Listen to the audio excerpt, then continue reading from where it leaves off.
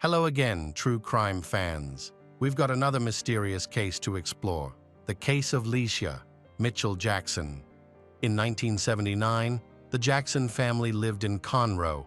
They chose to build their lives there and were respected by the community as a hard-working and loving couple. Over time, they had 3 children, with Lesia Mitchell Jackson being the youngest. Despite the high crime rate in the area, the Jackson family felt safe and content with their peaceful life. Lesia was intelligent and well-read, spending her time with books. She did well in school, prioritizing her studies as she wanted to go to college, obtain a solid education, and build a career. Lesia spent most of her time with her 2 older brothers, and despite the age gap, they had a close relationship and enjoyed spending time together. When her brothers turned 16 and 18, Lesia was only 12, which made her feel safe around them. On September 7, 1979, the weather was warm, perfect for a day at the lake. The brothers had not originally planned to take Lesia with them, but she asked to come along at the last minute.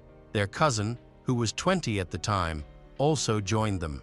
The parents allowed the 4 of them to go to the lake, a popular activity in the area where locals often fish or gather by the water. They prepared and headed to the lake in the afternoon, arriving around 4 p.m. They spent some time relaxing, swimming, and sunbathing, planning to leave at 7 p.m. to prepare for the next day. Since it was Lesia's first time there, she wanted to explore the area more. She decided not to swim and just wanted to walk. However, none of the brothers wanted to go with her, so they let her go by herself. Most of the way to the parking lot, where Lesia's brothers were waiting, was visible. When Lesia was out of sight, the others continued to prepare to leave, unaware that she had disappeared. These were usually peaceful areas where attacks and murders were rare, so the 12-year-old girl did not feel afraid. After about half an hour, when Lesia still had not appeared, her brothers began to worry. They rushed to find her, first using their phones to call their sister, other family members, and the police. The older brother went to a nearby gas station, which had the only phone in the area, to report Lesia's disappearance to their parents. Meanwhile, the rest of the group intensified their search. Their concern attracted the attention of other vacationers, and some local boys and girls joined in to help. They searched the area, calling for Lesia, but found nothing. Some even began diving into the shallow part of the lake, thinking she might have swum alone and drowned. On the other side of the lake, where Lesia had gone, was a steep cliff. Some people speculated that she might have tried to dive in but failed. However, Lesia was not the adventurous type and would not have made such a choice. In addition, without her brother following her, the underwater search would have been fruitless. After a while, Lesia's parents arrived at the scene with the police. Some volunteers also came to help search the lake area, and a few policemen spoke to her brother, who had lost track of her. The police's initial hypothesis was that she had accidentally drowned, and they based this on the presence of the cliff. They first focused their search on the lakeshore and the quieter areas of the lake, thinking that she might have decided to swim while walking and had come to a part of the lake where swimming was not allowed. There were dangerous undercurrents that could have caused her legs to cramp, leading to drowning. Searching the area yielded no results. The police believed that the unpredictable undercurrent could have pulled an inexperienced swimmer under. They hypothesized that Lesia might have fallen victim to such a current, which could have caused her body to sink and not resurface. Lesia's brother insisted that she had been wearing casual clothes, not a swimsuit, and that she was a good girl who would never have gone underwater dressed like that. Unfortunately, it seemed that no one listened to him, as the focus remained on the accidental drowning theory. After hours of fruitless searching, the group considered calling in divers to examine the water further. Suddenly, one of the searchers discovered small, broken glasses that clearly belonged to a child. When shown to other children, they confirmed that Lesia had been wearing the same type of glasses. The most alarming detail was the faint bloodstains on the glasses.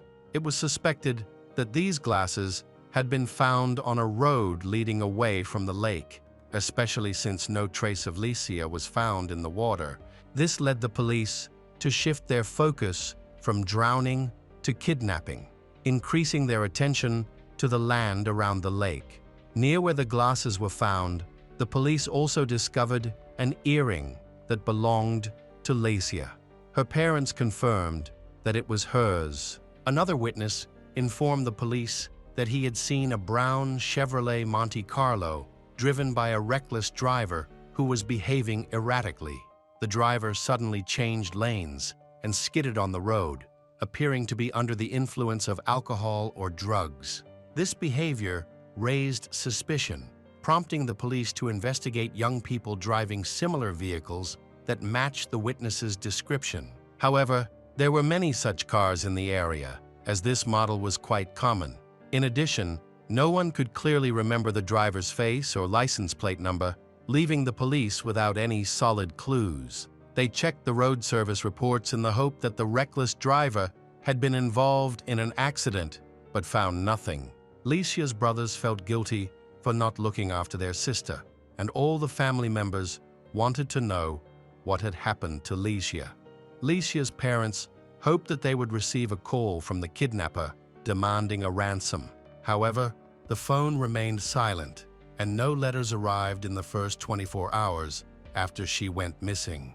Initially, Lesia's family hoped that she would return home safely, but as time went on, that chance began to diminish rapidly. The situation worsened on September 13, 6 days after Lesia's disappearance. Early that morning, a worker was preparing to go to the oil facility where he had worked for many years when his supervisor received a call. He was directed to a remote area to inspect and repair a pipeline, which happened to be near the lake where the Jackson family had vacationed a week earlier. Upon arriving and inspecting the pipeline, the worker immediately smelled a very strong and unpleasant odor. Although the smell was not unusual for him, as the facility was located in a wilderness area where animals sometimes got into the pipeline and died, he was accustomed to dealing with such situations. Cleaning up dead animals was part of his daily routine. After completing the repair, he decided to investigate the source of the stench. A few meters from the pipeline, he discovered the body of a small child. He quickly notified his superiors, who called the police. When they reported the discovery of a child's body, the police immediately thought of the missing girl, Lesia, for whom they had been actively searching in the area. The state of the body made immediate identification impossible. It was so decomposed that even determining the gender was difficult. They would need to conduct an examination and check dental records to confirm that the body was indeed Lesia, marking the end of the search for the girl. This also began the hunt for the person responsible for the crime. During the investigation at the site where the body was discovered, the police found Lesia's clothes. They concluded that the girl's body had been brought to the location after the crime had occurred and that the attack had not taken place there. The perpetrator appeared to have been careless with the evidence, leaving it behind. It is likely that the suspect was a local resident familiar with the area. The condition of the body complicated the investigation. Experts determined that the girl had been abused and then strangled, but the exact circumstances of the crime could not be established. During an examination of her clothing, small biological traces were found on her shorts, which could potentially identify the perpetrator. Unfortunately, in 1979, forensic technology was not advanced enough to analyze these traces, but the police wisely chose to preserve them for future analysis. Lesia's death caused panic and tension in the community.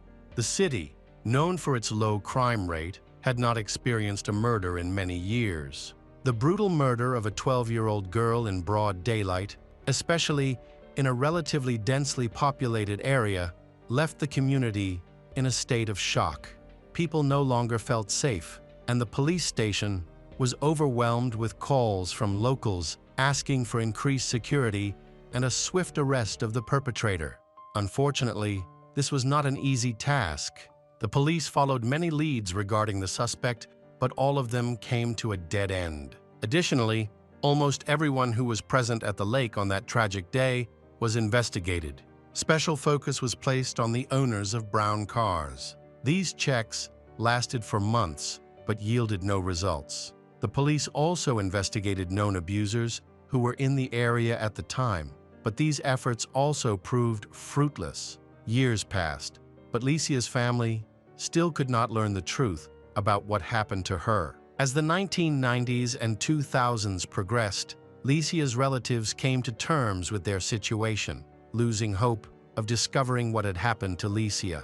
They admitted that they even forgave the person responsible. However, in 2020, new forensic techniques began to emerge from advances in the United States. Beginning in 2005, investigations into long unsolved crimes were launched. Police formed teams to re-examine old evidence with fresh perspectives. This renewed effort brought hope for answers to questions that had haunted the community for decades. Police recovered Lesia's clothing, which contained small traces that could potentially be linked to a suspect. A thorough analysis was conducted, but unfortunately, the technology of the time was not sufficient to extract meaningful data from those small traces. This left Lesia's family feeling hopeless once again. Lesia's family and friends, who have long sought answers about her fate, are facing another wave of painful disappointment. However, in 2021, a significant technological advance emerged. New methods and equipment were developed that can collect and analyze microscopic traces. A key feature of this technology is the ability to completely recreate DNA samples from even the smallest remnants found on the victim's belongings and clothing. This advance has the potential to transform the investigation, as evidence collected in the 1970s could finally become significant. A team of experts was formed to re-examine the evidence using these advanced techniques. Concerns arose again about the number of traces available. If they were too few, they would have to wait for further technological advances. Fortunately, the new method successfully extracted DNA from Lesia's clothing for the first time. However, reconstructing her genetic profile required a significant amount of time and analysis. The investigation began in April 2021 and continued until October 2022, when the police finally had a complete profile of the criminal. By that time, 43 years had passed since Lesia's tragic death. The next step was to find the killer and ensure he was punished for his crimes. The police decided to cross-reference the profile with several databases, including KOS and those used by the FBI. This approach had been tried before, but the incomplete genetic profile made it difficult to narrow down potential suspects and find a reliable match. In April 2022, the police reassessed the information. After 43 years of investigation, they identified the killer as Gerald Dwight Casey. Police tracked down his last known address, hoping to confront this dangerous criminal. Unfortunately, they discovered that Gerald had died at the age of 47, 20 years before this investigation began. The police decided to take a closer look at his background. They discovered that Gerald's activities did not end with the murder of Lesia. He committed another brutal crime in 1989, exactly 10 years later. After killing Lesia, he moved to a nearby town, about a half-hour's drive from the lake, hoping to remain under the radar until the situation calmed down. Starting on November 20th, Gerald moved to another city with his girlfriend. Gerald had a troubled past, faced serious legal problems, and struggled with drug and alcohol addiction. Those who knew him considered him dangerous and unpredictable. He was a robber and had committed a series of petty thefts. At that time, Gerald was engaged to Carla Smith, 36, who also had a history of theft, legal trouble, and substance abuse. She had developed a reputation for reckless behavior. On one occasion, she was arrested for drunk driving, causing several accidents in which no one was injured. This incident led to a police chase, but she ultimately chose to stop. The young couple was planning to move to New York to start a new life and hoped to become wealthy. However, they did not have the resources necessary for such a dramatic change. With their experience in robbery, Gerald and Carla knew how to handle their situation. In the city, there was a couple named Sonia Lynn Howell and Daryl Pennington, who were known for their business success and financial stability. They knew about Daryl and Sonia, a wealthy couple, and decided to visit their house to assess the possibility of a robbery. After observing the house for a while, they noticed that Daryl and Sonia often went away together, probably for work, which would give them more opportunities to carry out their plan. After reviewing the information, the robbers planned and chose the time to break into the house. Their goal was to sell the stolen items at a pawn shop to raise money for their trip to New York. Unfortunately, their plan began to fall apart immediately. Once inside, Gerald and Carla found Sonia at home. Realizing the danger, she tried to call the police, but Carla stopped her by pointing a gun at her head and shooting her while she was dialing.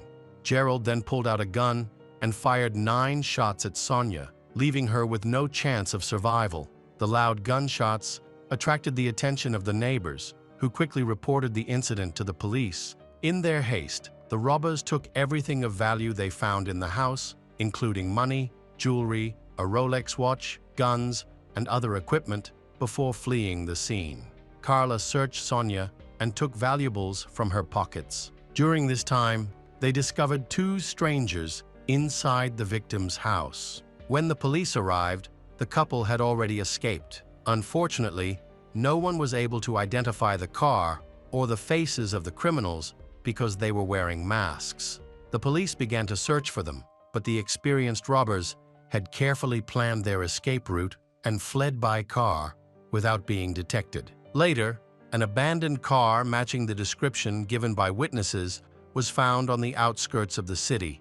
It seemed like a perfect case again, but this time, greed got the better of them. They were too impatient and rushed to New York, which led to a number of mistakes. The biggest mistake they made was to immediately go to a pawn shop and sell all the stolen goods there. The pawnbroker did not display the goods and instead contacted the police. The pawnbroker remembered the thieves, returned the stolen goods, and provided footage from his surveillance camera. The police recognized several familiar faces and later located and arrested Gerald and Carla on the highway. The couple was headed to New York, but their trip was abruptly stopped at a checkpoint.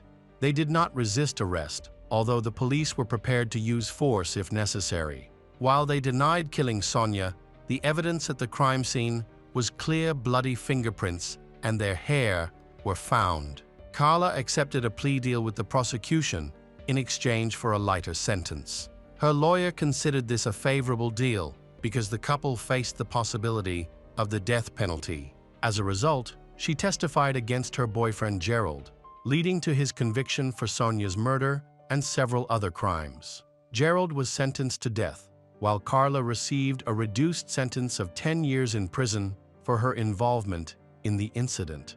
After serving 10 years, Carla was released and has not had any legal problems since. Gerald, on the other hand, remained incarcerated while awaiting execution. After several appeals, he was finally given a lethal injection on April 18, 2002, at the age of 47. Gerald's attorney made significant efforts to have his sentence commuted to life in prison to save his life, but all efforts were unsuccessful. Throughout his life, up until his execution, Gerald never admitted to killing Sonia and did not mention the murder of Lesia Mitchell Jackson. The evidence against him for Lesia's murder was clear and convincing.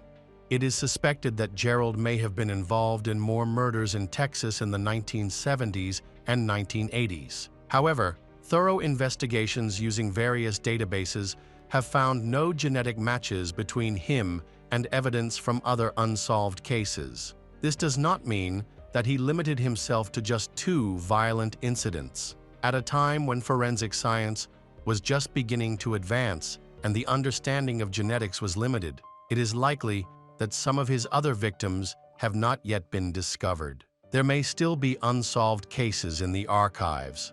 Lesia's family was relieved to know that her killer had been brought to justice, but this did not bring them much comfort. Lesia's mother struggled for a long time to come to terms with her daughter's murder. She made it clear that she did not blame her sons for not keeping an eye on their sister, although the brothers still carry a sense of guilt. A few years after the tragedy, the Lesia family moved away from Texas in search of a place where they would not be reminded of their past. Hi everyone, thanks for returning. Let's unravel another horrible case, the case of Teresa Ann Pohlman. The story focuses on the reunion of a mother and daughter after nearly 20 years apart. The daughter is curious about their separation, her mother's absence, and the reason for her return. These are challenging questions that need to be answered. Unfortunately, their reunion is not a happy one and unexpectedly leads to a brutal murder as the police discover the body and begin their investigation. They uncover the victim's troubled past, but did the victim really deserve the fate she met? The events unfold on a summer evening at Funk Grove, a local nature reserve that attracts many visitors. Just after 6 p.m., a couple discovers a suspicious object in the grass near a walking path. As they approach, they realize it is a body lying on the ground. They quickly called the police and reported the incident. When the police arrived, they discovered the body was a woman. Her chest and neck had multiple cuts, and her face was disfigured beyond recognition. The body was sent for an autopsy to gather more details about the death. And initial examinations showed that the woman had been lying on the lawn for less than a day and likely died from blood loss due to severe injuries. The criminal acted quickly. There were no signs of a struggle on the victim's body. Forensic experts arrived at the scene and began their investigation. Their first task was to determine whether the victim was killed at that location or if her body had been moved there after death to conceal the crime. They observed no signs of a struggle nearby. The lawn looked undisturbed, however. They discovered a flattened lawn, suggesting that the victim had likely been dragged to the scene. The absence of her personal belongings suggested that a robbery had occurred. Leading to her fatal injuries, the victim's face was too badly damaged to be identified, but she had a tattoo on her shoulder that read, "Lady Leo." This was the only clue the police had at the time. Toxicology tests found traces of illegal drugs in her system, further complicating matters and leading to local drug dealers as potential suspects. The body was likely dragged from the parking lot near the entrance to the reserve, which was the closest car entry point to the area. After finding no evidence near the body, the police expanded their search to the parking lot, where they discovered cigarette butts and bloodstains. A lighter found at the scene may be the only important clue to move the investigation forward, but it could also belong to someone who had nothing to do with the crime. These items need to be tested. The materials were then sent to a lab, where they confirmed that the blood found in the parking lot belonged to the victim. This showed that the police were on the right track.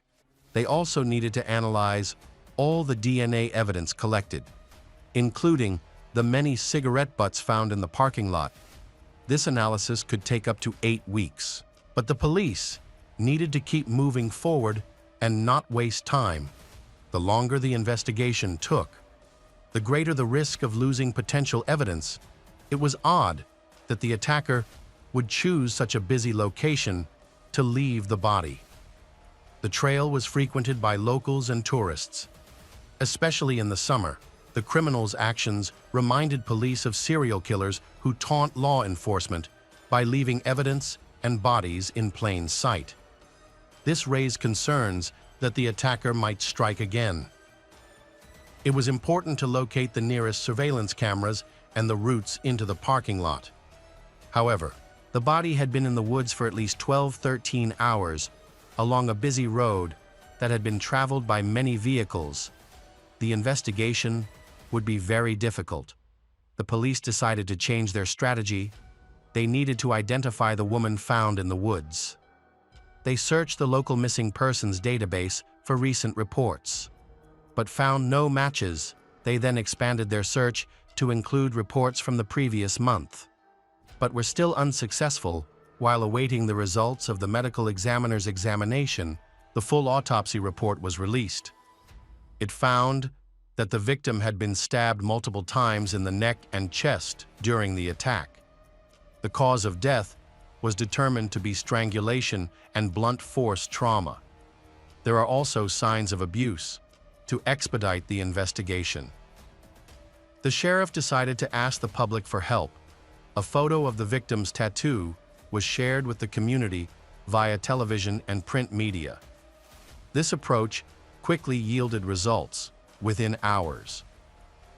A man contacted the police department saying he recognized the tattoo and that he believed the victim might be his relative. Teresa Ann Pohlman. Police followed up on this lead and eventually confirmed the victim's identity. Teresa Ann Pohlman was born in 1969 in the small town of Morton, Illinois. When she was 11, her parents divorced and she moved back to Texas with her mother. Teresa's childhood was chaotic, largely due to her mother's parenting style. At age 12, her mother took her to a bar and encouraged her to drink alcohol bought by strangers. They also smoked marijuana together, which illustrates the unhealthy environment Teresa was growing up in as a teenager. Teresa met a boy and ran away from home with him. Their journey across several states was dangerous, and the relationship ended quickly. Leaving Teresa alone in a strange city, she eventually returned to her mother, where she lived for a while, hoping for a better life. During this time, she completed her education, worked as a waitress, and nurtured her dreams for the future. At age 25, Teresa became pregnant by a man her mother knew. They had a brief relationship, and on February 7, 1990, her daughter Christine Rusch was born. Teresa wanted to be a good mother, but life presented her with many challenges. Despite her difficult temperament, she ignored the advice of a psychiatrist and refused to be hospitalized for treatment. Instead, she turned to self-medicating with various unknown drugs, none of which worked. Teresa eventually left her daughter Christine with her mother and moved to Illinois. Christine faced a difficult fate from an early age. She was sent to live with her grandmother, who struggled with alcoholism and did not provide a stable environment. Social services did not approve her grandmother as a guardian, resulting in Christine being placed with distant relatives. Fortunately, her foster family was devout and well-respected. Christine was fortunate to escape the darkness and instead enjoyed a happy, stable childhood in a loving home in a small town. During this time, Teresa completely stopped communicating with her daughter. In 2003, she met a man named Joel Ritchie, who helped stabilize her condition. As a result, she experienced fewer symptoms of bipolar disorder. The couple eventually had a son named Ryan. Joel took care of both Teresa and their child. However, the journey was not easy. Sometimes she would have breakdowns, fall into depression, become aggressive, sing, and even disappear for days. After such times, she would always call Joel to apologize. For a while, things would return to normal. These ups and downs continued for more than 5 years until the couple decided to separate in 2008. Unlike her previous experience with Christine, Teresa chose to raise her son on her own. In 2009, Teresa thought she was lucky to meet a new man named Nick. They began a whirlwind romance, and by the end of January, she had moved in with him. They initially lived with Nick's parents before buying their own house. Nick treated Teresa and her child Ryan well. They later got married. However, the old problems resurfaced. Nick expressed that Teresa would occasionally leave, causing him great distress each time. He lost patience when he stayed home with her son, Ryan, just over a year after their marriage. They divorced. Time passed, but Teresa still thought about her daughter, Christine. She feared that Christine would never forgive her, however. Teresa still longed for the opportunity to reconnect and talk to her daughter. Christina grew up in Bloomington, Illinois, and knew very little about her birth mother or her past. She often wondered where her birth mother was and why she had been abandoned as a child, around the beginning of her sophomore year of high school. Her adoptive parents revealed to her the abuse she had suffered as a child. This shocking news devastated Christina and turned her life upside down. Negative thoughts flooded her mind, and she became withdrawn, often arguing with her adoptive parents. As her rebellion escalated, she turned to alcohol. Her grades plummeted, and her life went downhill. Although her parents tried their best to support and guide her, their efforts were not enough. At age 16, Christina dropped out of school, spending her time smoking, partying, and engaging in reckless behavior. Her relationship with her adoptive parents deteriorated. Culminating in an unplanned pregnancy, Christine discovered that her mother, Teresa, had faced the same difficult choice she was facing. Now Christine became curious and decided to search for her biological parents when she turned 18. She wanted to understand why Teresa had abandoned her and why she had not tried to reconnect over the years, however. It is unclear whether Christine found the answers she was looking for, as in the summer of 2017. Teresa was murdered in a forest preserve. Teresa's family did not report her missing because she had planned to travel to Bloomington to see Christine previously.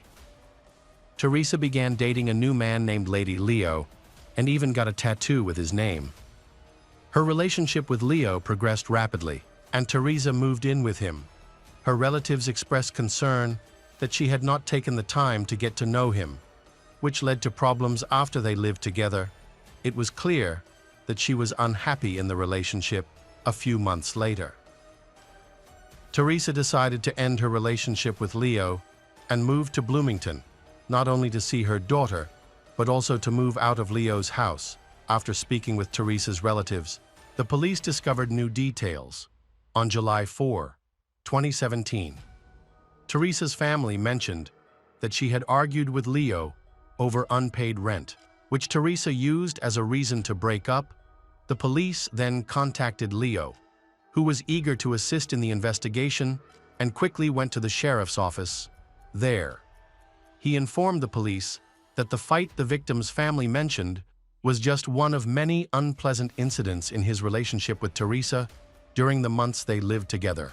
She went missing for days on 5 different occasions. Leo said that most of their conflicts arose because of her struggles with alcohol and drug addiction. She was so immersed in her addiction that she didn't care about anything else. In addition, the police had a long conversation with Leo. They eventually concluded that he had nothing to do with her death. He himself was a victim of Teresa's instability and was relieved that she was finally out of his life. Despite the challenges in their relationship and the breakup, he was still emotional when he heard of her death. He cooperated fully with the police, allowing them to search his car and cell phone without any objection. They found nothing suspicious. In addition, Leo passed a lie detector test.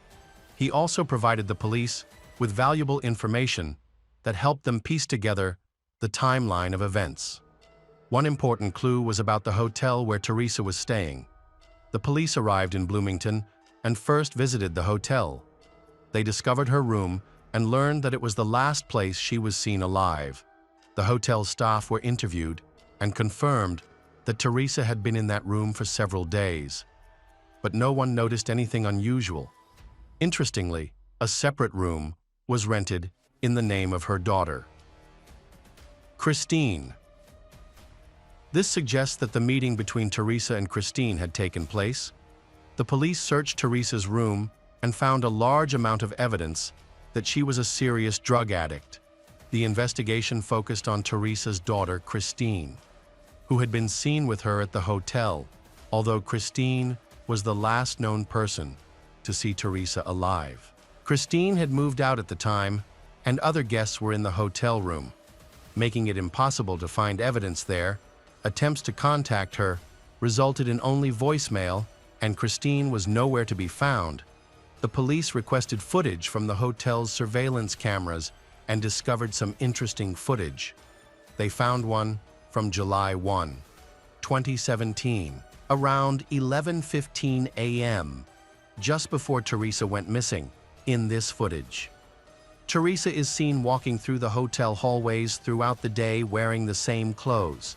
She and her daughter were seen coming and going several times, but nothing unusual was noted, however. Late in the evening, a man named Matt Isbell, approximately 25 years old, appeared with them on the night of July 2. Teresa, her daughter Christine, and Matt left the hotel together. But only Christine and Matt returned around 4 a.m. This raised significant suspicion. Christine and Matt were the last people known to have seen Teresa alive, making them important people to the police to gather more information. They needed to talk to Christine's daughter. Christine then contacted the police and scheduled a meeting for July 5 at the sheriff's office to discuss the case. Christine acted like a grieving daughter and blamed Leo, her mother's last boyfriend. Christine claimed that her mother, Teresa, had suffered greatly because of him. They had recently tried to reconcile, but their relationship was not smooth, and they argued constantly. When the police questioned Christine about Matt, she described him as an old friend she had just started dating. She mentioned that she had invited him to a hotel on July 1 to spend time with her mother. According to Christine, on the night of July 2, they took her mother to Hayward, 15 kilometers from where the body was found. Christine's account was unclear. She did not explain what her mother needed in the woods.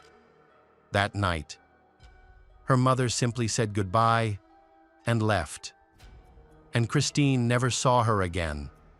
Her story was vague and full of contradictions, largely repeating information that the police already knew. The police suspected that Christine was hiding something. The police decided to talk to Matt, hoping that he could confirm what Christine had said. However, their initial attempts to contact him were unsuccessful because the phone number Christine provided was incorrect. Police eventually contacted Matt and invited him to the station for questioning. At the police station, he explained that he and Christine lived nearby and had just started dating. He mentioned that they took her mother to Hayward, then dropped her off in the woods before returning home. Matt said he wasn't sure what happened to Teresa after that, but he suspected that someone attacked her in the woods. The police found the couple suspicious and believed that Christine knew more about Teresa's death. To gauge her reaction, the police devised a plan. They asked Christine to allow them to search her room. She quickly became nervous. She still insisted that she had nothing to do with her mother's murder. She asked for a lawyer and refused to speak to the police any further. Meanwhile, she did not know that Matt was providing information to the police. He changed his account of the events. He claimed that he had driven the mother and daughter to the reserve that night. He stayed in the car while the mother and daughter went into the woods a short time later. Only Christine returned to the parking lot. She explained that she had taken a different route and that a friend would pick up her mother later. They then left, and Matt had no idea what had happened in the woods. While this version of events seems more believable, it still feels like Matt is hiding something important. As the pressure mounts on him, he reveals that Christine killed her mother.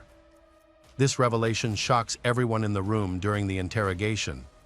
Matt explains that on the night of July 1-2, the atmosphere was initially very relaxed. They all drank together and had a good time. Teresa then begins to share stories about her past struggles. It is revealed that Teresa used to be an escort. Christine confesses that she had also been involved in similar work. This causes Teresa to insist that her daughter stop her, which only angers Christine further. Despite her daughter's reaction, Teresa continues to make the situation worse. Teresa threatens her daughter, Christine, saying that if she does not stop her, Teresa will turn her in to the police. This terrified Christine, as she feared facing legal problems and possibly losing custody of her 2-year-old daughter, desperate and angry with her mother. Christine felt that killing her mother was the only way out of the situation. Matt then drove them to the reserve, and since Teresa was unfamiliar with the area, she trusted Christine when they reached the parking lot. Teresa was the first to get out of the car. Christine was next, and Christine suddenly attacked Teresa. Christine then strangled her mother until she passed out. Christine then dragged Teresa's body into the woods. Matt did not know what happened in the woods because he stayed in the parking lot, smoking and waiting for Christine to return. Matt then pointed out on a map where the crowbar had been discarded. The police were able to locate it based on this information. On July 7, 2017, the police obtained an arrest warrant for the couple. Matt also pointed out where Christine might have hidden the knife, but it was never found. After a thorough search of his car, they discovered traces of blood inside. Evidence gathered supported Matt's claim that he had nothing to do with Teresa's murder. A key piece of evidence against Christine was a text message she sent to Matt in which she expressed her intention to kill her mother. Meanwhile, DNA testing confirmed that cigarette butts found in the parking lot contained traces of Matt's DNA. As a result, both were arrested, and Matt's testimony became the basis for the charges against them. On the day of the preliminary hearing, something unexpected happened. Christine confessed to her guilt. This unexpected decision may have stemmed from her feelings of guilt over her mother's murder. Matt was charged as an accessory because he had the opportunity to intervene and prevent the murder, but chose not to. Matt knew about the impending attack on Teresa, but took them into the woods anyway. Matt Isbell, then 20 years old, received a 12-year prison sentence for his role as an accessory. On January 31, 2018, Christine Rausch was convicted of first-degree murder and sentenced to 40 years in prison. At the time, she was 23 years old. Hello again, true crime fans. We've got another mysterious case to explore. The case of Eilish Poe. The story begins in 2018 when Eilish met a man named Jonathan Crossley. They spent the summer together, meeting at mutual friends' parties. While they didn't fall in love right away, they developed a strong friendship based on their shared interests, as they were both teachers. However, as the summer ended, their paths diverged. Jonathan was preparing to leave for Spain to teach and become a professor, while Eilish was teaching 3rd grade in Fort Collins, Colorado, in 2020. Jonathan ended his teaching career in Spain and returned to Colorado after coming home. He reconnected with his friend Eilish. Their relationship quickly developed into a romantic one from the beginning. Jonathan wanted a serious relationship with her, but Eilish did not see it that way. She was honest about her feelings, expressing that she preferred a casual relationship without a serious commitment. Jonathan agreed to her terms, but he hoped to change her mind over the next few months. He tried various strategies to win her over and control her. Jonathan became aggressive and often caused trouble over trivial matters, both with her and her friends. By the end of the summer, Eilish was exhausted and decided it was time to end their toxic relationship. His constant declarations of love and obsession were too much to bear, and he was unable to convince her to continue their romantic relationship. However, Eilish did not want to hurt him and was concerned about finding a gentle way to break up. Eilish gathered the courage to tell him that they needed to break up before he became too attached. Jonathan was furious when he heard this. After the breakup, he continued to show up at her house with surprise gifts like chocolates and flowers, and he kept sending her messages expressing his love in various creative ways. Despite still having feelings for him, she decided to end the relationship. This choice marked a turning point for Jonathan. Instead of being loving, he became aggressive. When he realized she was no longer interested, he began to threaten Eilish. He repeatedly stated that he was deeply in love and could not let go of his feelings. Even mentioning murder, Eilish began to fear for her safety. But then, unexpectedly, Jonathan disappeared. He stopped calling and texting her every day, and the threats ceased, allowing Eilish to relax. However, her relief did not last long. A few months later, on November 3, 2022, Jonathan contacted her again, expressing his desire to reconcile. Eilish, still steadfastly rejecting him, confided in her loved ones about her ex-boyfriend's annoying obsession, trying to understand why he couldn't move on without her. On November 4, Eilish returned home from work. She left her things behind and found the basement door open. Although it seemed unusual, she wasn't worried, so she just closed the door. Eilish was tired from a busy day, which included tutoring an 8-year-old girl. In addition to her regular job, she changed into her flamingo pajamas, ready to relax. But first, she needed to clean her pet rabbit's cage. To do that, she went down to the basement to get some fresh bedding. As soon as she walked down the stairs, Eilish heard rustling behind her, and suddenly, she was attacked by Jonathan before she could turn around to see what the noise was. Jonathan had tried to make peace the day before, but was rebuffed, and now he was back for revenge. He had come to her house with the intention of attacking. He had spent about 26 hours at her house. Waiting for the right moment to strike, he broke in by shattering a small window on the first floor. Without being detected, Jonathan had prepared himself well, waiting for the right moment to execute his plan. He brought a backpack with a sandwich and water to keep his energy up. He even brought some of his favorite books to read while he waited in the basement. He was in the house even while Eilish and her friend were sleeping. From the basement, he sent a text message expressing his love. He wandered around the house while she slept, possibly watching her rest while planning a violent act. He did not attack immediately because Eilish's friend was in the next room. Jonathan spent more than a day in Eilish's house, watching many videos online. He specifically selected and rewatched the most gruesome scenes from his favorite horror movies. Eilish was caught off guard when she went into the basement, and Jonathan suddenly attacked her from behind. He first tried to strangle her, and Eilish struggled to fight back. He slammed her head against the wall,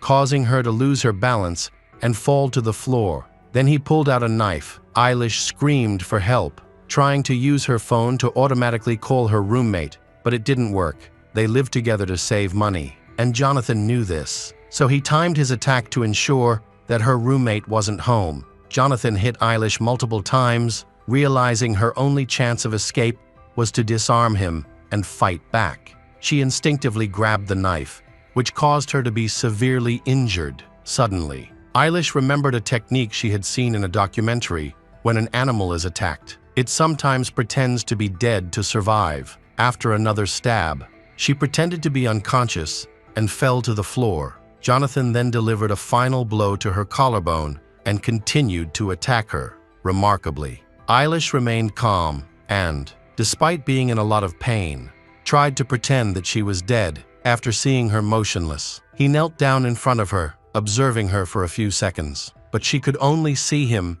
with half-open eyes, showing no emotion. After a while, Jonathan quietly got up and left. When she confirmed that the killer had left, she tried to reach for her cell phone, but she was unable to do so. Because of the severity of her injuries, Eilish knew every second counted, but she couldn't muster the strength to get up and find her phone. Suddenly, she saw ghosts appearing in front of her, despite the shock and pain. She noticed glowing figures standing at the bathroom door just a few meters away. These were Eilish's deceased loved ones. The first ghost was her grandmother, who smiled and greeted her warmly. Eilish felt extremely happy to see her grandmother, as she never had the chance to say goodbye when she was alive before her death. Her grandmother had struggled with back problems and walked with a hunched back. But now, at the door, her grandmother stood straight and tall before disappearing after a few seconds. The next ghost was her friend Vika. Vika looked as if she were still alive. Her long hair was tied back with an elastic band, and she was wearing a green sweatshirt and a necklace. A genuine smile spread across her face as she watched the dying Eilish. The third ghost appeared. It was Alice, who had been murdered at the age of 32 by her ex-boyfriend in broad daylight. Alice began to push air with her hands, and at that moment, Eilish had a profound experience. She felt waves of energy flowing through her body. Believing that this supernatural help had granted her precious seconds to save herself as she tried to sit up, she realized that her cell phone was in her pajama pocket. She struggled to pull it out. Luckily, her phone fell out and landed on her back. She tried to use all her remaining strength and fading consciousness to press the emergency call button, but the touchscreen wouldn't work because her fingers were covered in blood. She could barely move the phone in her hand.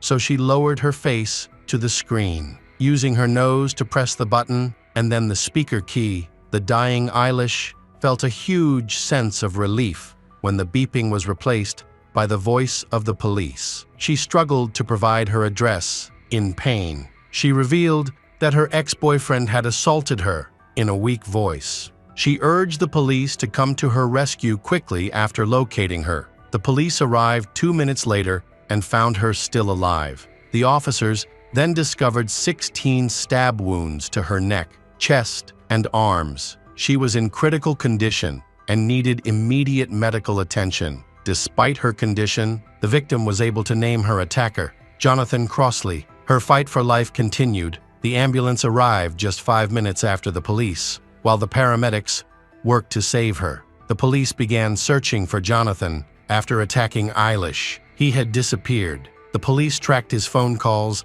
and located him using Jeep, revealing that he was driving toward the mountains in a rental car. He had rented the car a few days before the attack to avoid detection. The rental car traveled to the suburb of Lori, where patrol officers found it abandoned near a mountain trail. Following the trail, they found footprints leading to a 150-meter-high cliff overlooking the area and the city. However, Jonathan did not come to admire the view. His body was discovered at the bottom of the cliff. His actions resembled a scene from one of his favorite movies. He chose to end his own life after attacking Eilish. The police had access to Jonathan's cell phone, which provided them with valuable information. This allowed them to piece together a timeline of events that led to Jonathan committing this tragic act. The situation began to unfold a few weeks before the attack, when he ended his teaching career in Spain and returned to Colorado. Upon his return, he struggled to find work over the summer in this chaotic environment. The breakup with his girlfriend hit him particularly hard. He blamed himself for the breakup and became obsessed with her. He searched the internet for answers, looking for similar experiences to understand what he had done wrong and how he could mend their relationship. It became a subject of his research as he tried to win her back. His friends tried to reassure him that the breakup was a normal part of life and that he should accept what had happened and move on without blaming himself. Jonathan confided in his closest friends about his feelings and frustrations. This feeling of being trapped gradually pushed him toward a tragic solution to escape his problems. He considered harming Eilish and then taking his own life. Eilish, who survived the attack, attributes her survival to the influence of the spirits of the deceased. She believes that without their support, she would not have been able to seek help to this day. Eilish is doing everything she can to get her life back on track, and she remains determined. Eilish has undergone at least 12 surgeries before she was able to return to teaching. Despite all the challenges she has faced, she remains optimistic and continues to believe in a brighter future after her recovery. Eilish shared her supernatural story in detail, although she was hesitant to talk about it with strangers. She confided in her friends. Many of her loved ones believed that it was just a hallucination created by her mind while she was in a state of shock, as she had come so close to death. However, this could not be conclusively proven or disproven 3 years later, when Eilish met with the media to recount her incredible experience. She became even more convinced that she had indeed encountered something otherworldly. Eilish has faced criticism many times, but she did not pay attention because she was alone in the basement that night. She claims that she was fully conscious during the attack, according to Eilish. The experience had a profound impact on her life. After her near-death experience in the basement, she began to see ghosts. After leaving the hospital, she frequently saw her deceased relatives and friends. She recounted that she learned about Jonathan's death not from the police but while she was lying in her hospital bed. During this time, she also saw a shadow that resembled him. Eilish tried to interact with these ghosts many times, but whenever she approached them, they disappeared. However, a few months after she left the hospital, while sitting in her car and preparing to start the engine, she heard 3 knocks on the window. When she turned around, she saw a shadow in the back seat. Upon reflection, she realized the shadow was her therapist, a middle-aged woman who smiled before disappearing. Eilish dismissed claims that this was the result of post-traumatic stress. She believes that the near-death experience helped her discover her paranormal abilities and convinced her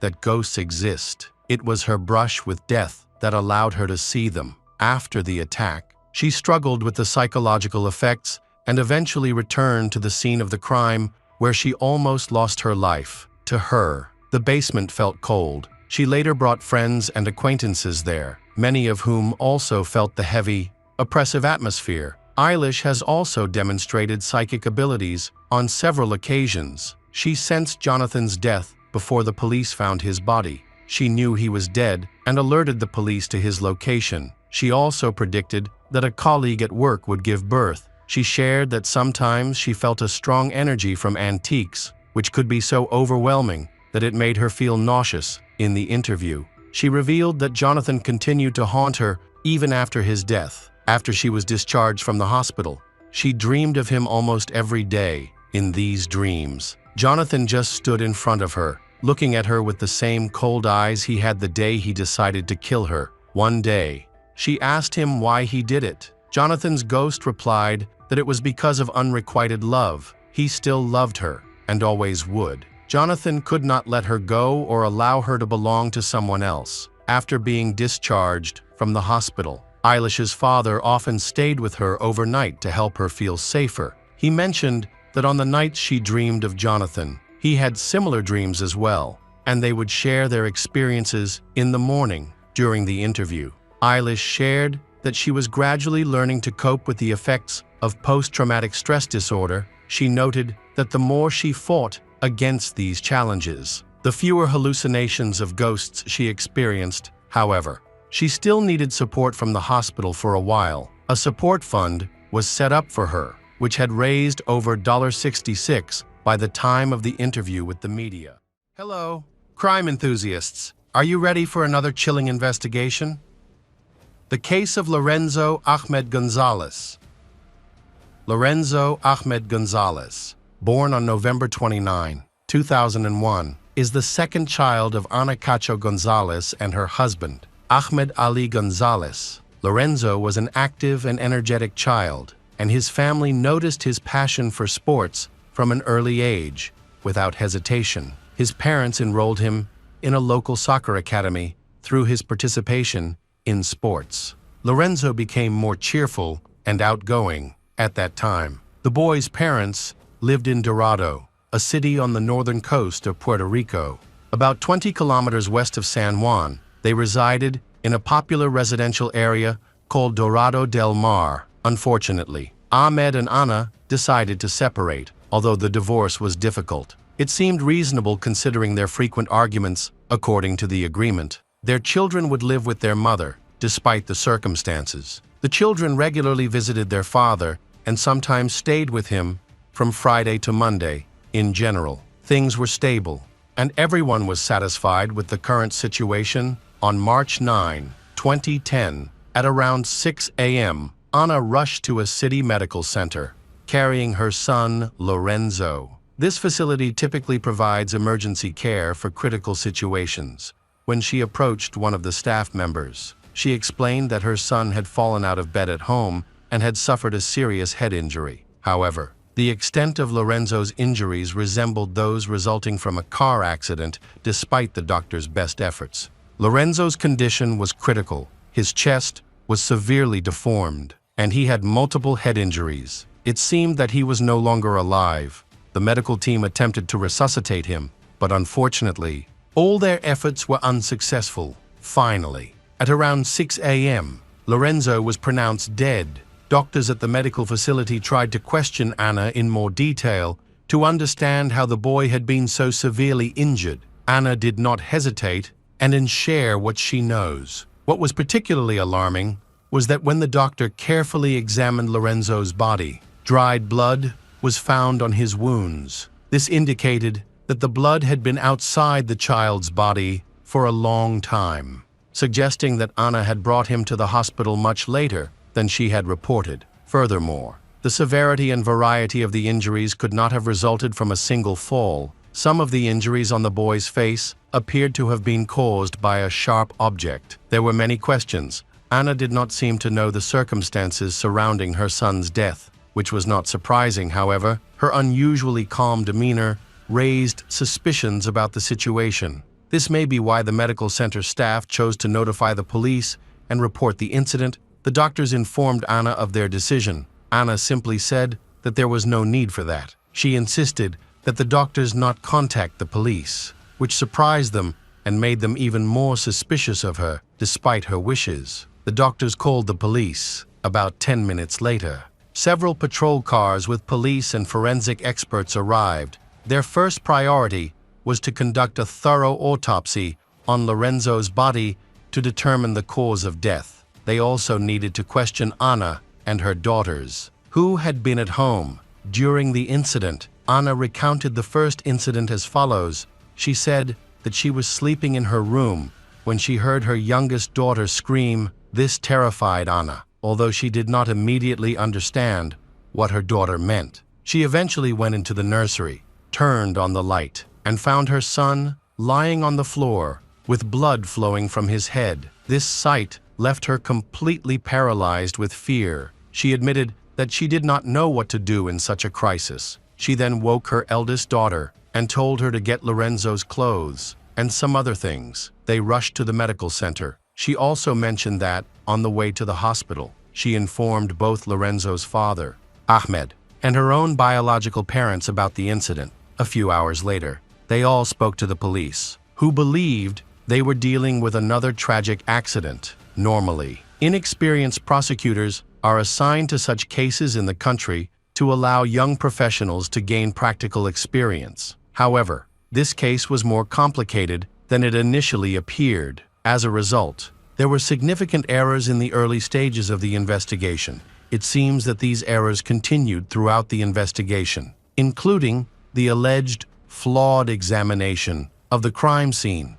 When the prosecutors arrived at the scene, they did not collect any DNA or fingerprints, and the idea of searching for a suspect was not even considered. Rome, the expert who examined the scene, identified a bedsheet and a pillow. However, he ignored the mattress, which had a larger blood stain. He later defended his choice by saying that he only focused on objects that could have come into direct contact with Lorenzo's body, since the mattress was covered with a bedsheet. He chose not to examine it further. After this limited investigation, most forensic activities at the scene were halted. As a result, Lorenzo's mother, Anna, and his two sisters were allowed to return home that same day and resume their normal lives. This decision by the police raised many questions. Anna's father returned home to clean up everything to avoid reminding Anna and his nieces of the traumatic incident. He wanted them to feel comfortable in their room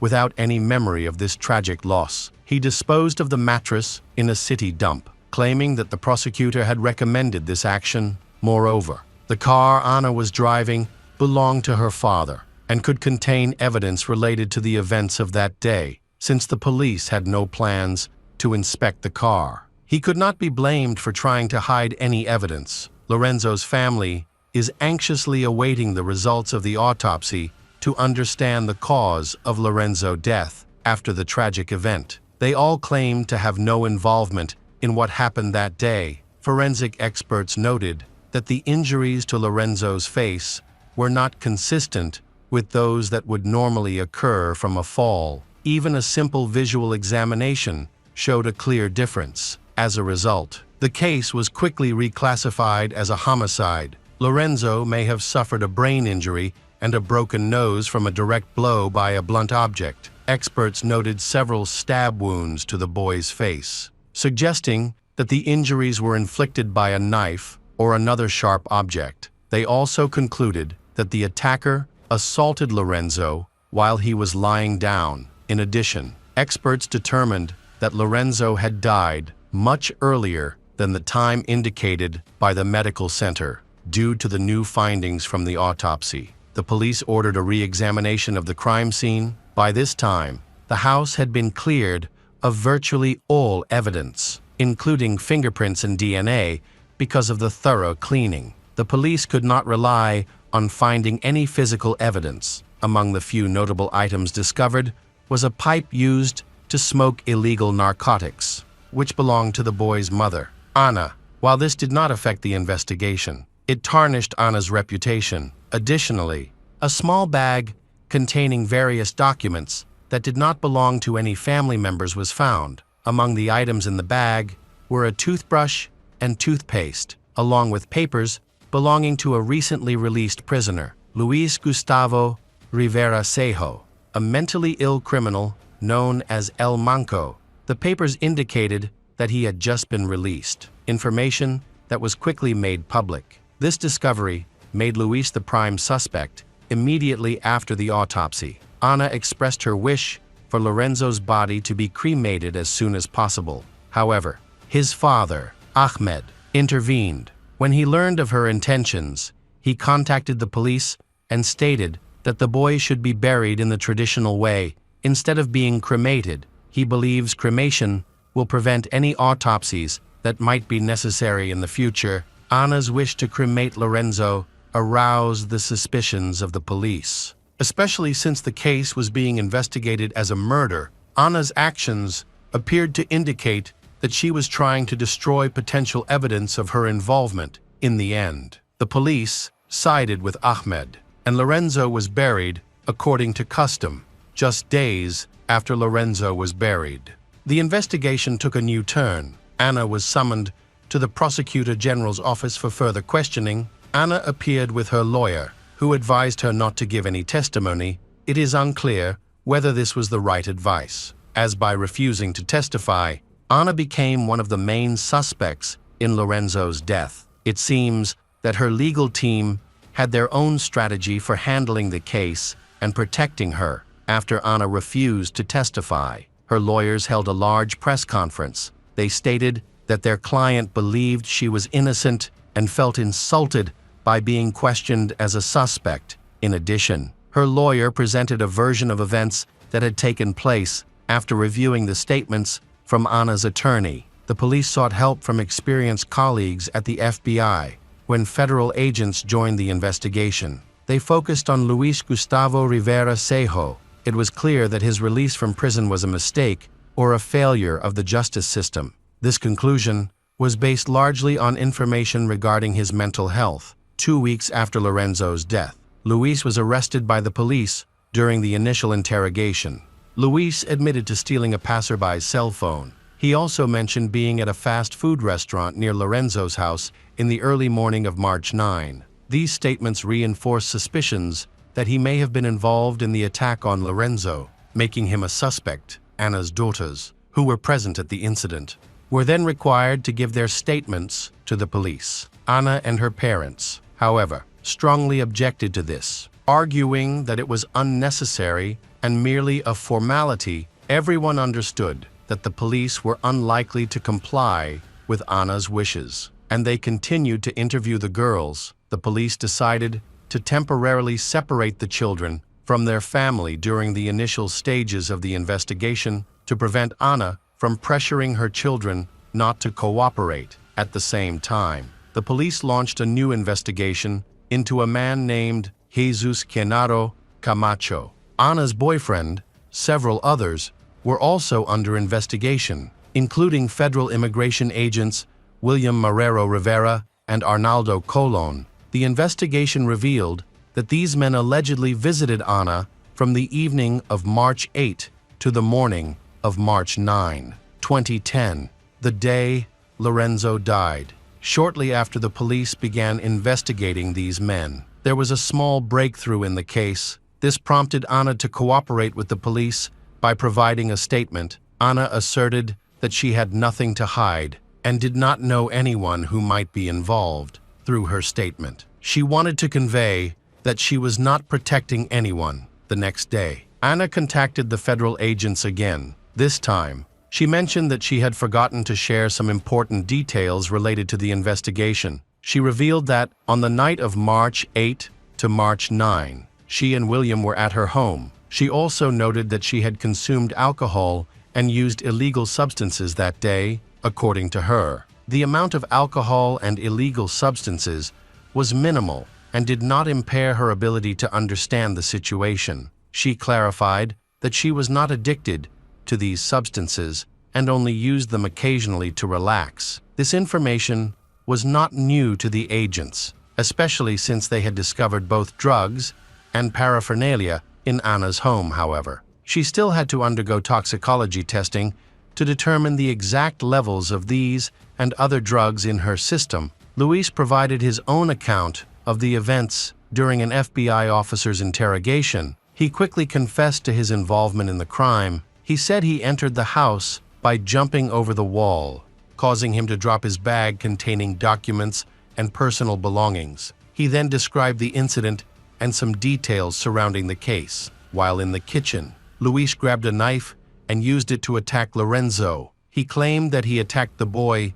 because he thought Lorenzo had seen him enter the house. Luis admitted that he did not want to leave any witnesses to his actions, which is why he committed such a brutal act against the child.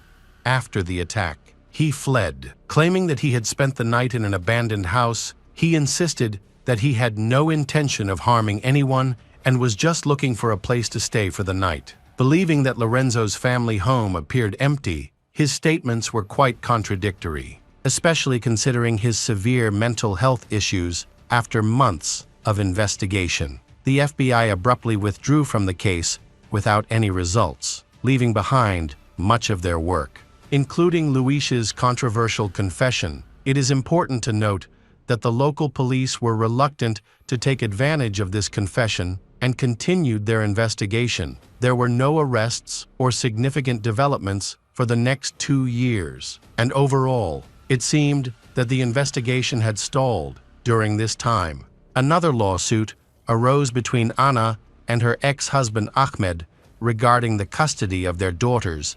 By this time, the girls had moved through several foster homes and seemed to have adapted to life without the intervention of their biological parents. Ultimately, the court decided to award custody of the girls to Ahmed on the grounds that their mother, Ana, had not taken responsibility for raising her children. This decision deeply affected Ana and further damaged her reputation. Following this sad news, she suffered a nervous breakdown and was involved in a serious traffic accident that left her hospitalized for several days. Ana's condition continued to deteriorate, and her family was very unhappy with the private investigator she had hired. They were so dissatisfied that they filed a complaint to revoke his license. In addition, Ana's family sued the private investigator because he published a book that allegedly discussed the details of Lorenzo's case. According to the private investigator, one of the people present at Ana's house that day struck Lorenzo in the head around 11 p.m.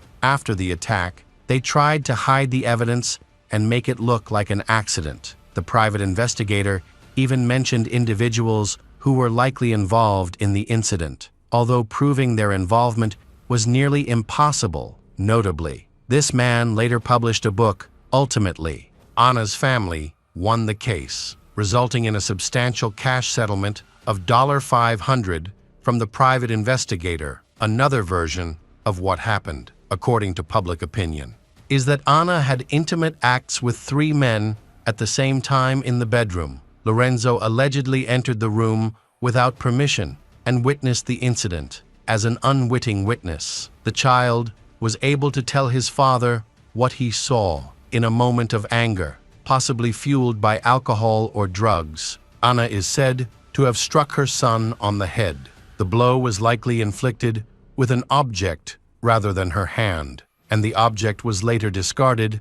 However, it is important to note that this is just a theory and has not been confirmed. In late 2012, the Attorney General revealed at a press conference that there was evidence against Anna and her father. Records show that Anna's father met with then Puerto Rico Governor Luis Fortuño regarding the case. During the meeting, Anna's father allegedly handed the governor a mysterious envelope, the contents of which remain unknown. Soon after, a surprising development occurred. Antonio Segardia, a former attorney general and high-ranking official, unexpectedly assumed the role of representing Anna in legal matters, leading her legal team. In conversations with various news agencies, he stated that Anna had become the target of numerous rumors and speculations from both the media and independent sources. He was convinced that Anna was not only uninvolved in Lorenzo's death, but was also a devoted mother to her children. Anna now seems to have lost interest in regaining custody of her daughters, a right she had previously been determined to reclaim. Notably, Anna's daughters seemed to not want to live with her. They even wrote letters expressing their feelings. In one letter, Anna's eldest daughter criticized her, calling her a bad mother. Curiously, many of these letters have somehow become public. In 2014, the Puerto Rican police, after making little progress, asked the FBI to assist in the investigation. The FBI agreed, and upon their arrival, they conducted a new interview with Luis Gustavo Rivera Sejo, who was now in a psychiatric hospital for individuals who had committed crimes, with a psychologist present. He once again shared his version of events, however. This time, his story differed significantly from his previous statements. He claimed that he was at Anna's family home on the day Lorenzo died, but stated that he did not see or interact with the child. FBI agents expected the man to give a different account of events. As changes in testimony are common among people with certain mental health issues, the next person the federal agents were interested in was Anna. She was scheduled to take a polygraph test, but did not show up, claiming that she had more important matters to attend to, including her birthday. Then a strange incident occurred. Anna's police file, which contained various details, including her toxicology results, was stolen from the police department. Initially, a 20-year-old man was charged with burglary. He confessed to breaking into the police department, but claimed that he did not take any documents. After searching his apartment, the police found no evidence of stolen papers, so he was only charged with petty theft. As time passed, the police, frustrated with the ongoing investigation, once again brought Luis to Anna's family home to reenact the events. This time, he only talked about how he entered the house, completely ignoring the deceased Lorenzo. He said he was hungry and wanted a snack. He eventually expressed a desire to stay there overnight, but then changed his mind. Anna's then boyfriend, Jesus Genaro Camacho, insisted that he had been with Anna. He admitted that he had gone to her house to drink and have fun, but claimed that he had left early and had not returned. The police continued to grapple with the question of who had attacked Lorenzo. They were particularly concerned about the motive. As many details remained unclear, Anna was never able to provide a consistent timeline of the events that took place that day. Many of Anna's statements contained too many contradictions to be taken seriously. One theory was that Lorenzo had witnessed something that could have implicated his mother, Anna. However, there was no evidence to support these theories, which meant that the police were unable to prosecute any potential suspects in connection with the crime. in 2015, on the 5th anniversary of Lorenzo's death. The three men who had been at Ana's house that day were cleared of all suspicion shortly thereafter. The trial of Luis Gustavo Rivera Sejo began to determine his role in Lorenzo's attack. The main piece of evidence against him was a bag he had left at Ana's family home. However, many questions remained as to why neither the police, who had examined the crime scene on the first day, nor anyone else in the house had noticed the bag before. The police later claimed that they had seen the bag but thought it belonged to a family member. The initial examination of the crime scene was not conducted properly. As the police believed it was an accident, Luis's defense attorney made every effort to keep his client out of jail, presenting the results of a recent psychiatric evaluation that showed the man was schizophrenic. Additionally, because he was missing his left forearm, Luis was incapable of performing certain actions on his own.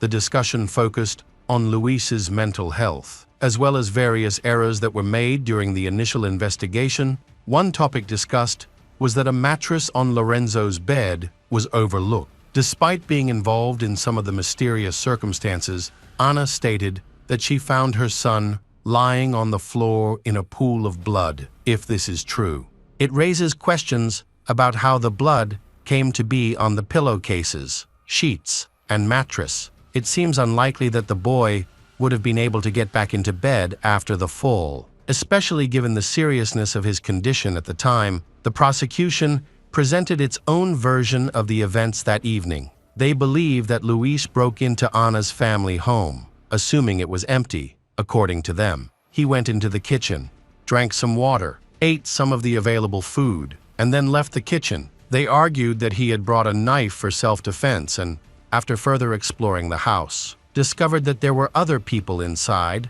This prompted him to leave the house. At that point, he accidentally entered the room where Lorenzo and his sister were. He thought Lorenzo had seen him in order to avoid detection. Luis decided to attack Lorenzo before the boy could call for help. He assaulted the boy and then slammed his head into the floor or wall. This testimony was partially supported by forensic experts, who noted that Lorenzo had been hit multiple times with a blunt object. Luis eventually left the house, but accidentally left behind a bag containing his personal belongings. While this theory seems well organized, it was never proven by evidence and is largely speculative. Additionally, the house was so meticulously cleaned that no fingerprints or DNA from Luis were found at the crime scene. In April 2016, the police decided to drop all investigative efforts related to Luis Gustavo Rivera Sejo. This decision was made because they lacked convincing evidence to link him to the attack on Lorenzo. Additionally, local police have ruled out Ana Cacho Gonzalez as a suspect. To this day, Lorenzo's case remains unsolved. Since 2016, police have not uncovered any new evidence or theories about what happened, and Puerto Rican authorities have made no further progress in their investigation. The public largely believes that Lorenzo's mother, Ana, is solely responsible for the tragedy. Most people who have followed the case feel that Luis was used as a scapegoat to protect Ana. Overall, Lorenzo's case has had a significant impact on the country's history, spurring reforms that have changed the way similar cases are investigated. These reforms aim to improve the investigative process and enhance evidence collection. It is important to note that many people are still demanding justice for Lorenzo and want to identify the person responsible for his death. Unfortunately, it seems that in this situation, the only hope lies in a candid confession from the perpetrator. Hello again, true crime fans. We've got another mysterious case to explore. The case of Shannon Medill. Shannon Medill was born in 1989 in Alberta, Canada. She spent years honing her acting skills. Her journey was challenging, but she was ready to start a new chapter in her life. On November 26, 2014, Shannon auditioned and was selected. But before she could celebrate her achievement, she disappeared without a trace. After a day passed without Shannon returning home, her family's worries grew as no one could reach her. Shannon's family was confused. Not knowing what could have happened, they called her cell phone, sent messages on all social media platforms, and left emails. But Shannon did not respond. Her behavior was unusual and completely out of character. Shannon's family contacted the police, but they stressed that Shannon was an adult who had the right to come and go without informing anyone. However, Shannon's family insisted that this behavior was out of character for her and that a search had to be launched. Fearing that something terrible might have happened, Shannon was the youngest of 4 children. From a young age, she loved being the center of attention and was very creative. She loved to sing and began performing in small shows in kindergarten, showcasing her acting talent during her school years. Ultimately, did not complete her studies. Choosing instead to focus on her acting skills, Shannon spent her days attending auditions and interviews, but she was constantly rejected. However, during this time, she found an opportunity in comedy and began performing stand-up, which helped her become famous in 2010. When Shannon turned 21, she attended a party with friends to relax there. She met Joshua Burgess. He was quite different from Shannon, but they quickly connected, and these differences eventually helped balance each other out. The couple enjoyed spending time together, watching TV and playing video games. They shared many interests, which strengthened their relationship. After 4 years of dating, the couple decided to get married. In May 2014, Shannon began planning her wedding.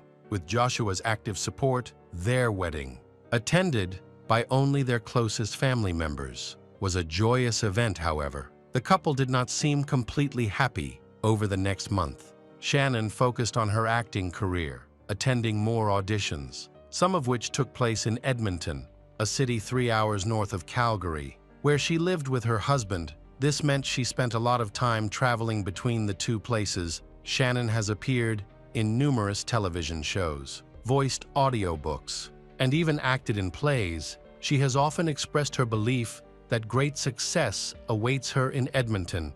On November 26, 2014, 25-year-old Shannon and her brother Brett had planned to meet at the Calgary Theatre. Prior to their meeting, Shannon had auditioned for a show and she was accepted. Marking a major milestone in her journey to pursue her dreams, Brett was waiting for Shannon at the theater, and he understood how important the event was to her. As the minutes ticked by, his anxiety grew. He couldn't reach her. Shannon ignored his messages. Eventually, he had no choice but to leave. He tried calling her the next morning, but she still didn't answer. Brett contacted their parents, but they were also confused about the situation. His mother suggested that Shannon's work schedule might have changed. She mentioned that sometimes, when Shannon worked the night shift, she would sleep during the day. However, this explanation didn't seem plausible. Shannon usually paid attention to her phone calls because it was important for her to stay in touch and not miss anything significant. To reassure herself, their mother thought that when Shannon woke up in the evening, she would realize she had missed the calls and would eventually call back. A voicemail message was left for Shannon, and her family assured her that they were not angry with her. They just wanted her to let them know she was safe. Unfortunately, she did not respond, worried that something was wrong. Her relatives, including her husband Joshua, went to the police for help. They reported her missing and speculated that she might have been in an accident while traveling to or from Edmonton. Initially, the police were slow to act on their request, but after some persuasion, they began to get involved. Eventually, the police launched a search operation. Hospitals were checked, but no accidents were reported that day. The following days were a blur. Family members anxiously awaited any news. During this time, Shannon did not shop, did not use any credit cards, and there were no activity records on her car. As if she had disappeared, she also stopped using her social media accounts, where she often shared updates about her acting career. Unexpectedly, a few days later, Joshua reported to the police that he had found Shannon's cell phone in her pants pocket at home. He also discovered her car, but the police did not find anything suspicious. Nearly 2 weeks passed without any news until the police found some unusual photos. 2 photos of a girl with her hair covering her face were found attached to a tree in a Calgary park.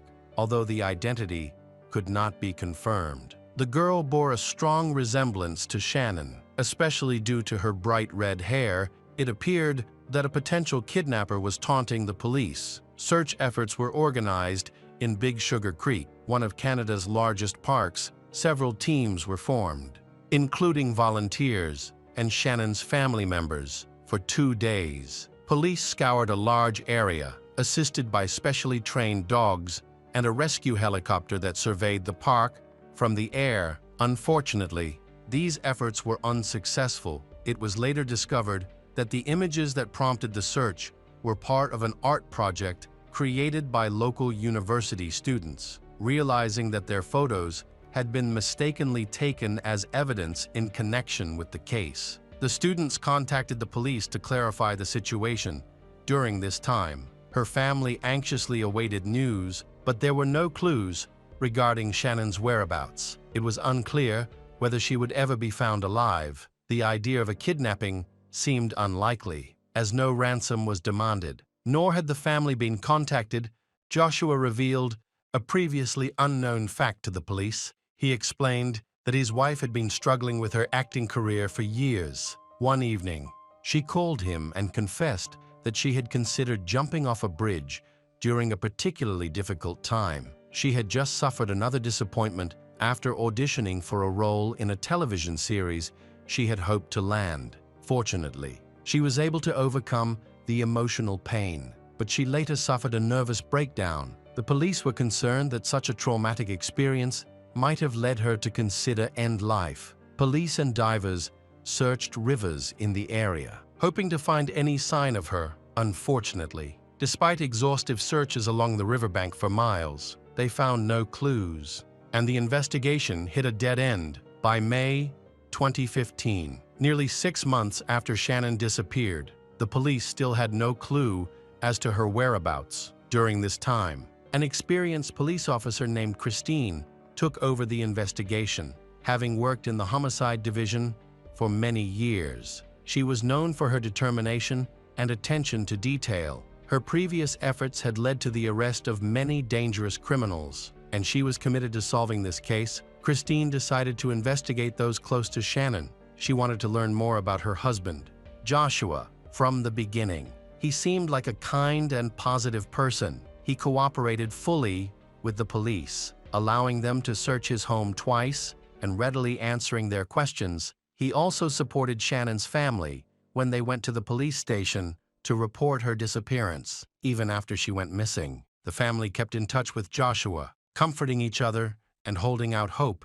When asked about the possibility that Joshua was involved in Shannon's disappearance, all of her relatives responded that he could never hurt his wife. However, during discussions with Shannon's family about her husband, Joshua, the police made a surprising discovery. The couple had been married for over 7 months at the time of the tragic events, but it was only now, 6 months after Shannon's disappearance, that it was revealed that they had an open marriage. This meant that they were in an unconventional relationship where both Joshua and Shannon could have other partners. Joshua claimed that he proposed this arrangement and that Shannon agreed. Although she did not seem particularly interested in it, Shannon's family was also aware of the arrangement. This arrangement allowed Joshua and Shannon to explore their private lives more freely, especially when Joshua was dating other women. According to Joshua, they had no disputes about their open marriage. Surprisingly, Shannon knew about all of her husband's affairs and had even met some of his girlfriends. Officer Christine discovered that Joshua had had about 7 affairs during their marriage. It was important to interview all of his girlfriends. The police were then able to locate and question them without any difficulty. According to the investigation, Joshua's last girlfriend shared some intriguing details. She continued to see him even after Shannon went missing. This girlfriend revealed information that the police had never heard before. They discovered that just before Shannon went missing, there had been a serious conflict between her and Joshua concerning the openness of their relationship.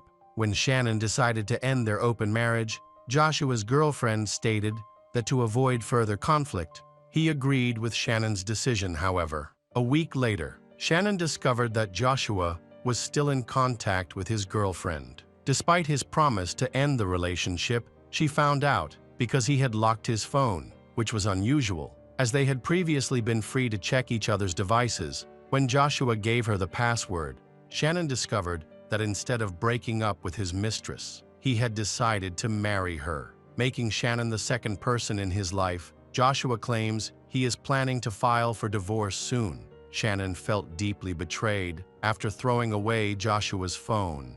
She carefully considered her situation and made some important decisions, including moving from Calgary to Edmonton. She was in the process of implementing this plan at the time of her disappearance. During this period, she continued to live with Joshua, but they arranged their schedules to avoid seeing each other. Their relationship was extremely strained. Shannon often worked night shifts, while Joshua had a completely different schedule, causing them to barely see one another, according to the investigation. Shannon's life ended on November 27, 2014. After that day, all her banking transactions stopped. She ceased using the internet, and her phone went silent at noon. However, a signal from her phone was detected in an alley in the city the next morning. Joshua later claimed that he had found the phone at home. Interestingly, a few days later, Joshua also discovered Shannon's car, but could not explain how he found it. All of this seemed very suspicious to Officer Christine. Christine decided to speak to Joshua again. Meanwhile, an application to confiscate Joshua's phone had been filed, as he was increasingly considered a prime suspect in Shannon's case. In addition, the police decided to confiscate the car. On June 2, 2015, 7 months after Shannon's disappearance, Police Christine, along with other police, went to Joshua's house. They brought a search warrant to confiscate his cell phone and car. The officers knocked on the door and asked to enter the house. But initially, Joshua did not answer. After a while, he responded to the police and announced that he would be coming out soon. It appeared that Joshua was moving around inside, possibly trying to buy time to hide something. He answered the second police call, but explained the delay by saying that he was looking for his pants. Joshua spoke from behind a closed door and was asked to come out. Regardless of his appearance, the police sensed that something important was happening inside. They were prepared for any eventuality, including the use of weapons. Suddenly, he burst into tears and confessed to killing Shannon. After some persuasion, he finally opened the door. The police entered and saw Joshua bleeding. On the floor next to him was a military knife, which he had used to commit end life. He was rushed to the hospital. Joshua had lost a significant amount of blood, but he was not in critical condition and did not require surgery. The doctors were able to stitch up his wound. A psychiatric evaluation was needed to determine whether he was a danger to himself or others. When Joshua was taken into the interrogation room, he only said that he would confess his love to Shannon if he could see her alive, and he did not say anything else. Meanwhile, the police searched Joshua's home with the help of sniffer dogs. Later, they discovered a body buried in the yard, and during the excavation, they found enough evidence to secure a conviction. However, they still wanted to obtain a confession and hear Joshua's account of the events. On the second day after his arrest, Joshua provided a detailed account of the events on the day Shannon went missing. He returned home and found her sitting on the couch. She appeared very upset and immediately accused him of cheating, calling him a traitor for the affair. In a fit of rage, she lost control and said many harsh words to him. Unable to bear her accusations, Joshua tried to cover her mouth with his hand. In response, Shannon bit him and continued to insult him, expressing her disgust at his attempts to touch her. In a fit of rage, Joshua grabbed Shannon by the neck and began to strangle her until she stopped breathing. When he realized she was dead, he became frightened and was unable to call an ambulance because she was dead. When Joshua recounted this, he became emotional, cried, and clearly felt remorse for his actions. Finally, the confession brought him relief after 8 long months of carrying this secret. During this time, Shannon's body lay in their home.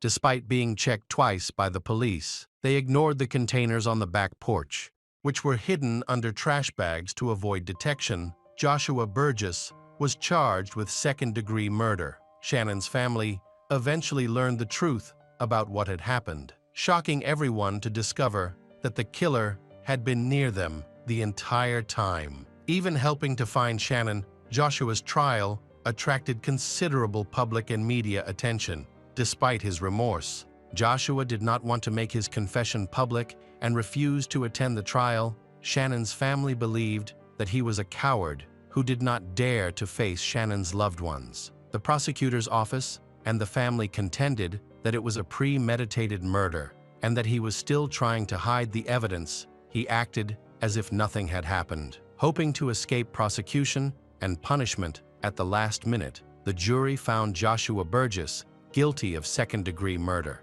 and he was sentenced to life in prison. With the possibility of parole after 10 years, the family of the Shannon was unhappy with this sentence. They believed that it was Joshua's lifestyle that led to the end of Shannon's life. Hello again, true crime fans. We've got another mysterious case to explore. The case of Stephanie Flores Ramirez. Stephanie Flores Ramirez was born on July 22, 1988, to Ricardo Flores and Mari Elena Ramirez. She was a kind and easygoing child. Her family was quite wealthy. Her father was involved in the auto racing industry and was building a successful political career. Stephanie grew up in a prestigious family. Her 4 brothers were all from the upper class and had access to the best education. Stephanie excelled in school, earning the admiration and respect of her teachers and classmates. In 2008, at the age of 20, Stephanie enrolled at the University of San Martin de Porres to study business administration. By 2010, as a third-year student, she had many great ideas and hopes for her future. Despite her innocent appearance and excellent academic performance, Stephanie knew how to enjoy life. With a lot of money at her disposal, she frequented the best nightclubs and casinos in the country.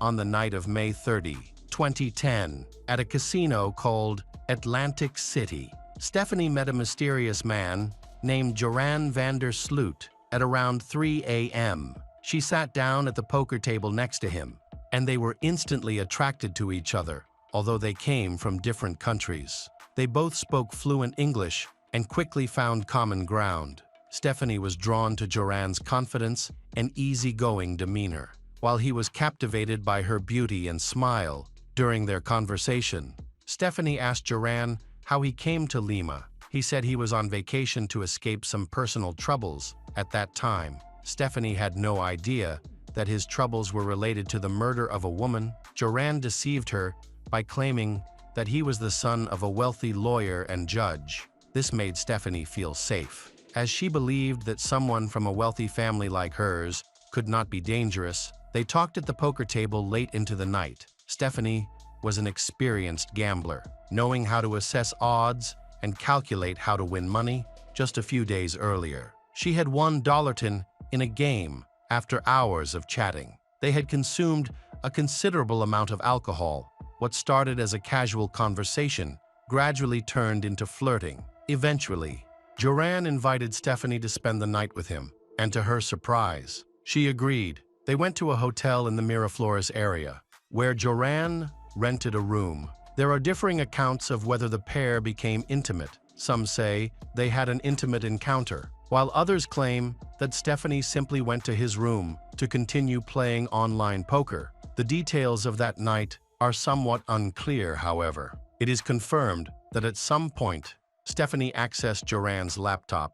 Stephanie later learned of Joran's connection to Natalie Holloway's death. She had been lured into a dangerous situation, and now she was trapped with a criminal. Stephanie tried to escape, but was unable to. When Joran realized she had discovered his secret, he became furious. A struggle ensued. He hit Stephanie in the nose with a crowbar, causing her to bleed mercilessly.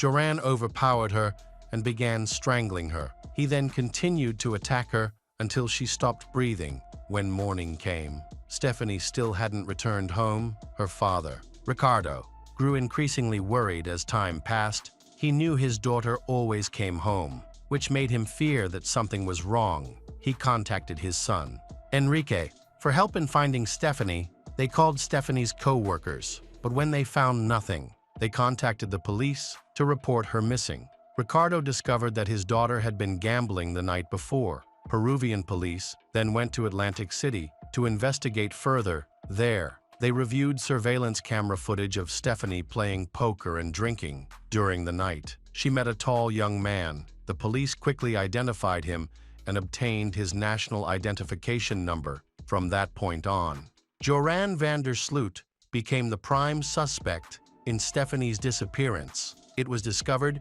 that the two had left the casino together around 5 a.m. that morning, although their exact destination was initially unclear. It was noted that they were returning to the hotel where Joran was staying. The footage showed the pair entering his hotel room.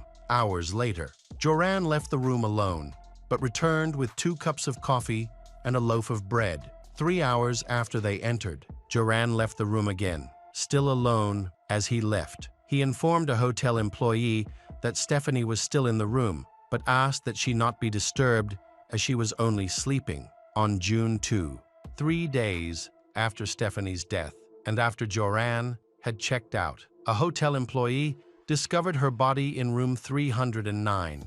Police found a tennis racket in the room, believed to be the weapon used in the attack. After verifying the name associated with the room, police confirmed that it was Joran van der Sloot. After leaving the hotel, he left the TV on full volume, possibly creating the illusion that someone was still inside. Police were unable to determine where he went after the crime. In an effort to quickly identify Joran, the police released his information and photo to all media outlets. In further investigation, police learned that Joran van der Sloot was born on August 6, 1987, into a wealthy family. He has 2 older brothers. His mother is an art teacher, and his father has a well-paying job that provides for the family. They live a comfortable life. Enjoying traveling, Joran attends a local international school, where he is a diligent student. He is tall, attractive, and athletic, participating in football and tennis while regularly practicing with his father. Despite doing well in school, Joran was a spoiled brat and a habitual liar. In contrast to his calm older brothers, he displayed arrogant and flamboyant behavior, often sneaking out at night to go to casinos.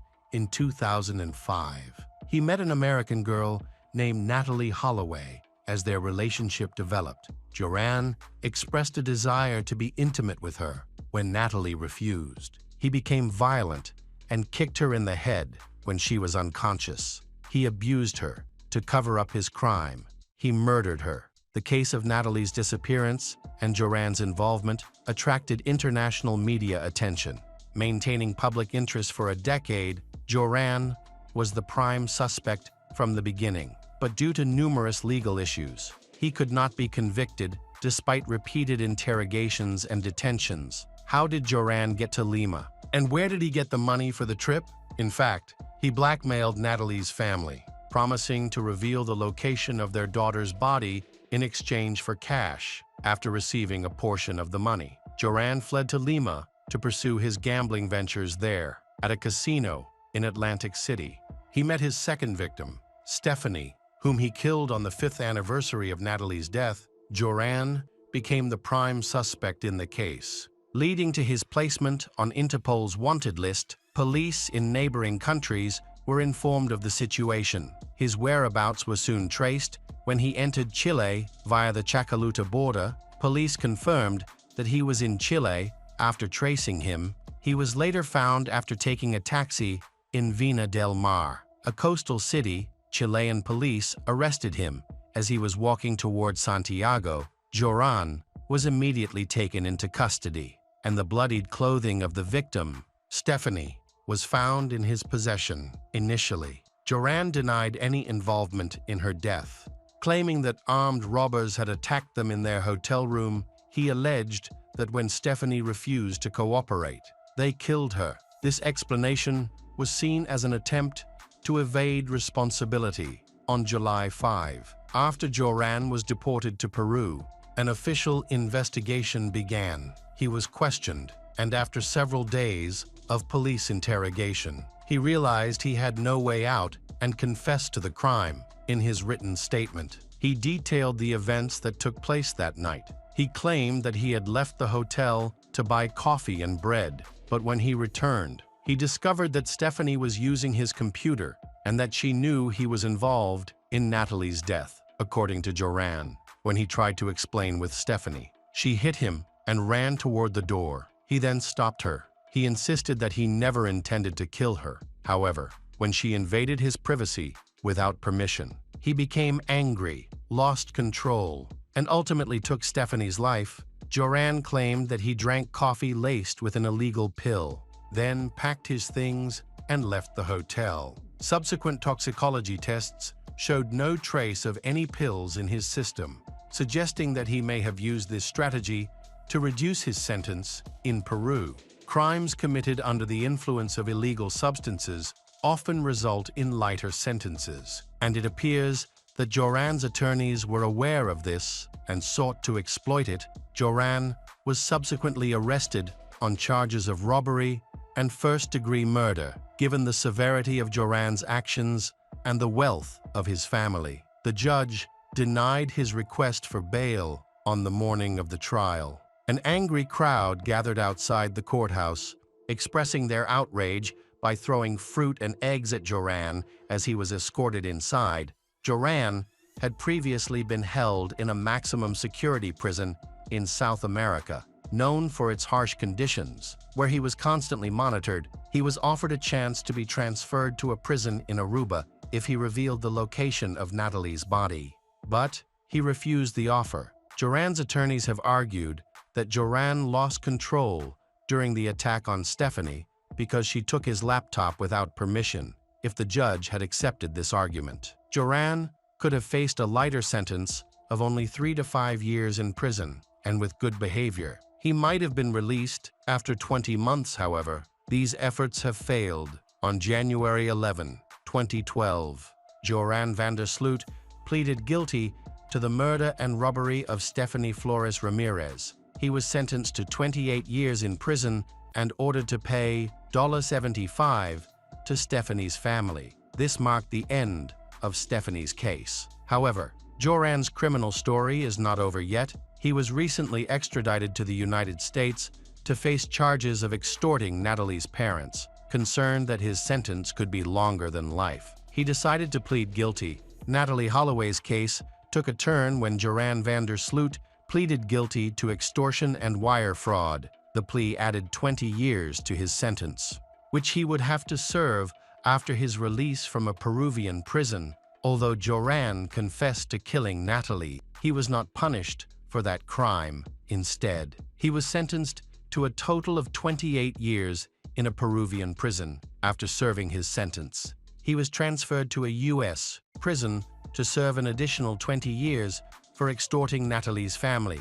During this time, little was known about what happened. Notably, Joran's father, who had supported him, died of a heart attack. Although Joran faced a total of 48 years in prison, many felt that this punishment was insufficient given his cruelty. Stephanie and Natalie lived short but vibrant lives, filled with love and the promise of a bright future. Their families and friends are devastated by the loss of their beautiful daughters, sisters, and girlfriends. It is heartbreaking to know that their lives were taken by a criminal with no compassion. If Joran had been incarcerated sooner, with enough evidence against him, Stephanie might still be alive today. Welcome back to our channel. Today, we will explore a new case, the case of Lauren Kanarek.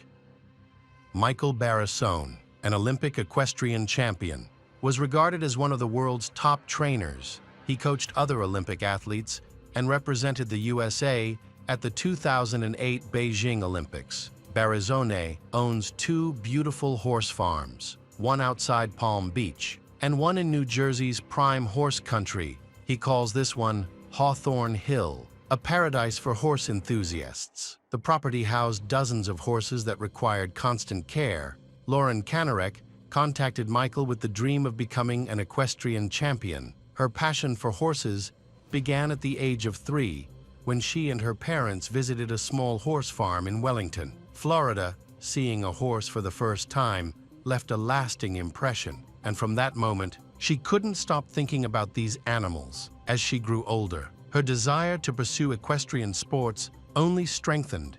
Recognizing her passion, Lauren's father bought her first horse as a graduation gift, allowing her to fully embrace the hobby she loved. In March 2018, at an equestrian competition, Lauren caught the attention of Michael after her performance. Michael approached her and invited her to train at his equestrian club in New Jersey for Lauren, who was actively searching for the best trainer.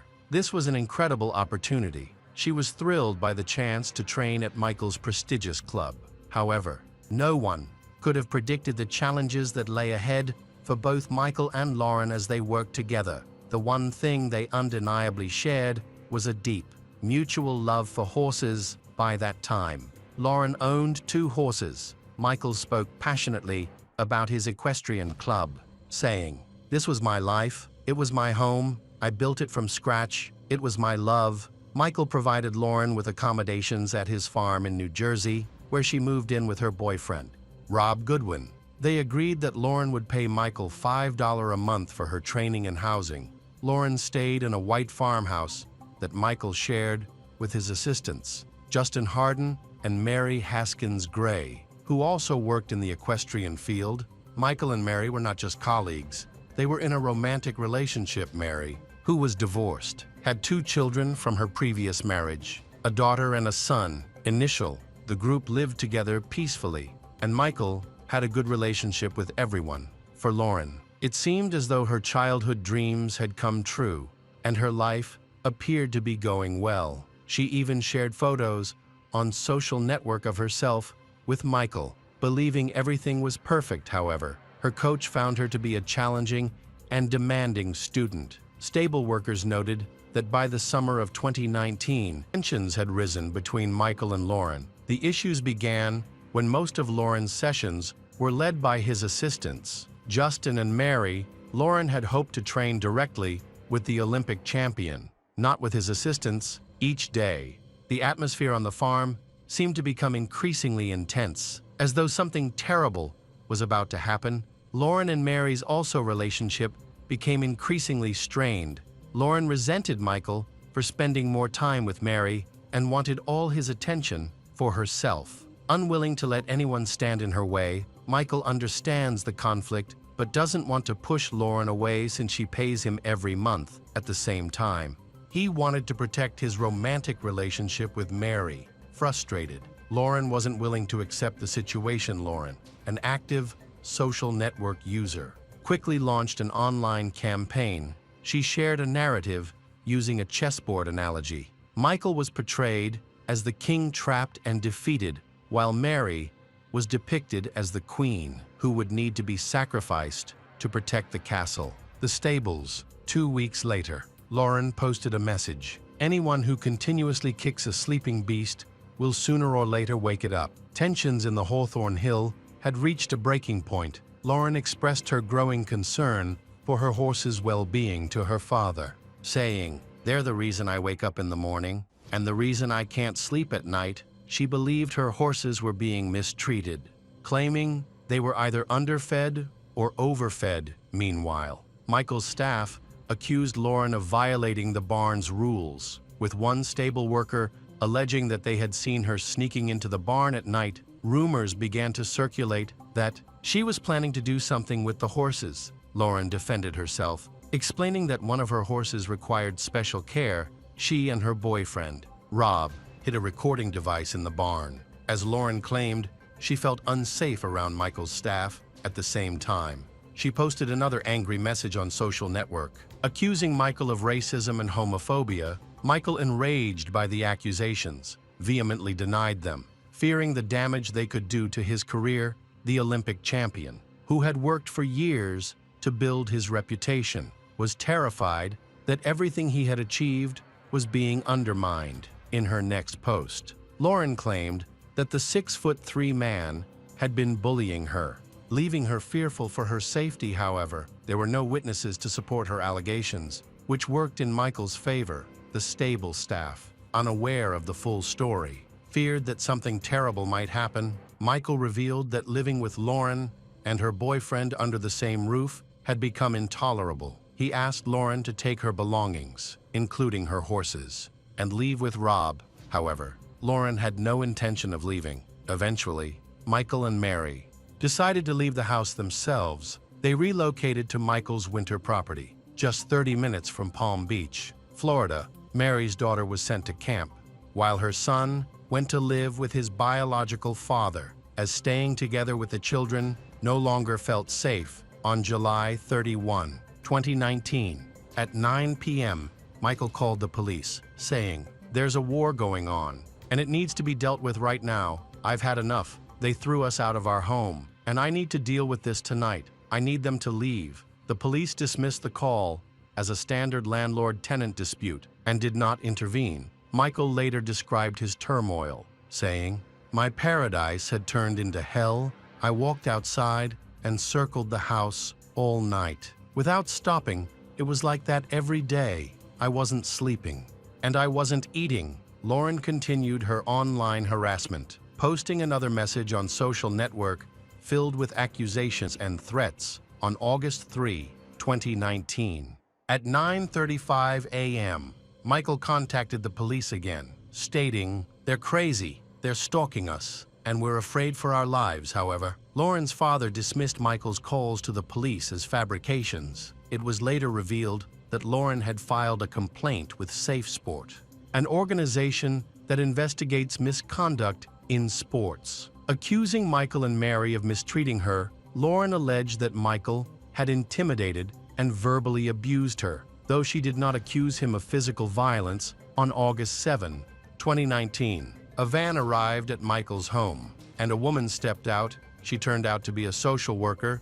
from the New Jersey Department of Children and Families.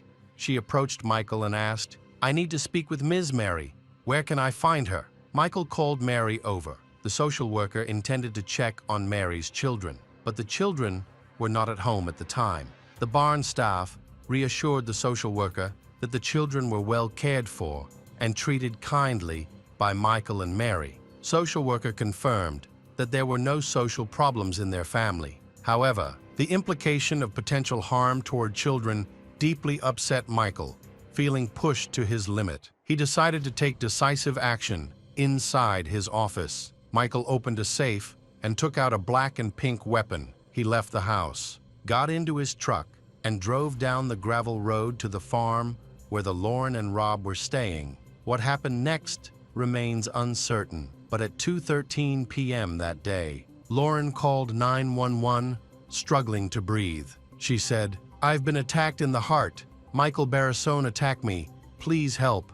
While she was on the call, the sounds of a fight between Rob and Michael could be heard in the background. When the police arrived, they found Rob holding a badly beaten Michael down on the ground. Rob had the weapon in his possession. The officers immediately handcuffed Michael. Lauren was in critical condition. Lying on her back, pale and nearly gray, she was rushed to the hospital for emergency surgery. Doctors were uncertain if she had suffered brain damage. To stabilize her, Lauren was placed in a medically induced coma and connected to tubes supporting her body. Meanwhile, Michael was also hospitalized. When he woke up in a hospital bed, he saw himself handcuffed to the bed rail. He claimed to have no memory of attack Lauren, as if his mind had been completely wiped. The following day, Michael Barrasone was charged with attempted murder and faced the possibility of an 80-year prison sentence. Confused and furious, he couldn't understand how it had all happened. Lauren remained in a coma for 4 days, followed by 3 weeks in the intensive care unit, unable to speak due to being on a ventilator. She eventually recovered enough to talk to the police after being moved to a regular hospital room. Lauren explained that Michael had been hiding behind a bush near her back porch, unaware that he had a weapon. She approached him and started talking. Suddenly, Michael pulled out the weapon and attacked her twice. Rob was nearby, witnessed the attack. Rob stated that Michael also attacked at Rob, but missed after Rob hitting him on the head, a blow that was likely the cause of his memory loss. Rob stating, "Lauren didn't have time to say anything to Michael Before he pulled out the weapon, he wasn't there to talk, he was there to kill them. Meanwhile, Michael's defense argued that Lauren had deliberately driven him to a mental breakdown. Mary testified during the trial. Describing the summer of 2019 as a particularly difficult time, she said Michael was anxious, frightened, and frequently panicked. Michael spent over 2 years in prison until spring 2022. His high-profile trial eventually began and lasted nearly 3 weeks. During her testimony, Lauren was asked if she had ever planned to ruin Michael. She admitted, at some point, yes. Michael's defense team employed a rare strategy, arguing that he had temporarily become insane and was mentally unbalanced. The doctors asserted that Lauren gaslit him, manipulated his perception of reality, and drove him beyond his breaking point. However, Nagel, Lauren's attorney, suggesting that Michael's memory lapse was selective, affecting only the crime itself while leaving other memories intact. Final. The court found Michael Barrasone not guilty of committing a crime against Lauren Kanarek. The jury concluded that, at the time of the incident, Michael was not mentally stable. He was not held criminally liable for his actions on that day at the equestrian club. The judge declared Michael the true victim in the story. After the verdict, Michael burst into tears and collapsed into his lawyer's arms. His legal team rejoiced, calling it justice. Michael considers the day of the verdict the best day of his life. Reflecting afterward, Michael said, "I was lost. I'm like a rudderless ship. The world as I knew it is gone. So now I have to build a new world." Lauren's lawyer is determined to seek justice and refuses to give up. He firmly believes the court's decision is unreasonable and considers Michael a criminal who deserves the maximum penalty. Lauren's father also believes the jury was wrong and insists that Michael should be sentenced to life imprisonment. A few weeks after the verdict, Michael was transferred to a psychiatric hospital. After undergoing evaluation at the psychiatric hospital, Judge Stephen Taylor ruled that Michael should be moved to a less restrictive facility. His supporters remain hopeful that he will soon be allowed to return home. In November 2023, Michael was released, but still requires regular psychiatric treatment. Meanwhile, after enduring several rounds of surgeries and treatments, Lauren has returned to horseback. Hello again, true crime fans. We've got another mysterious case to explore. The case of Manijay Staran.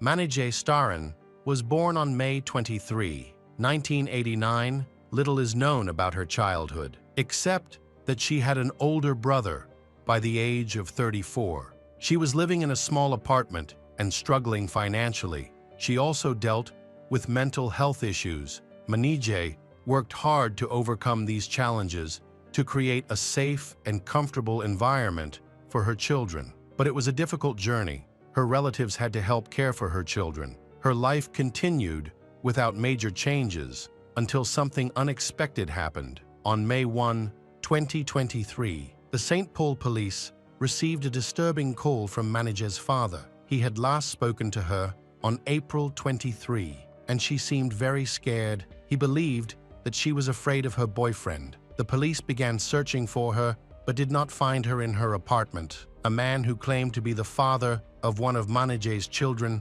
also reported that he had not heard from her for a long time. It was unusual for her to go silent for so long, as she was in regular contact with him because they had a child together, according to him. Their last conversation had been on April 21, 2023. The police also spoke with a neighbor of Manijay's who had disturbing information. One day, she noticed a bruise under Manijay's eye and a red mark on her neck. When the neighbor asked if she had been attacked, Manijay confirmed that she had. The neighbor suggested calling the police, but Manijay begged her not to, fearing it would make things worse. This allegation of assault further complicated the investigation and added to the complexity of Manijay's situation. A number of important pieces of information were uncovered, revealing that Manijay had a boyfriend named Joseph Stephen Jorgensen, who frequently visited her apartment, although his last name was not listed on the lease. The manager provided the police with his phone number. It was confirmed that the phone number belonged to Joseph, a man in his 40s. The manager identified him in a photo, confirming that he was the one who had visited Manijay. This discovery was a major development in the case. The police obtained recordings from surveillance cameras located near the apartment, which provided crucial evidence. At 6 p.m. on April 23, the cameras recorded Manijay, clearly upset. Hurriedly leaving her apartment, she was quickly tackled by Joseph, who pulled her inside. This is the last recorded footage. Video analysis showed Joseph frequently entering and exiting the apartment between April 21 and April 28. The manager raised concerns when he mentioned that there was only one set of keys for residents, despite the footage clearly showing Joseph using his own key to open the door each time. At approximately 5 p.m. on April 28, Joseph was caught on camera leaving the apartment with a suitcase and a duffel bag. He loaded the luggage into a pickup truck and drove away quickly. Police later discovered that the truck belonged to a resident of the apartment building.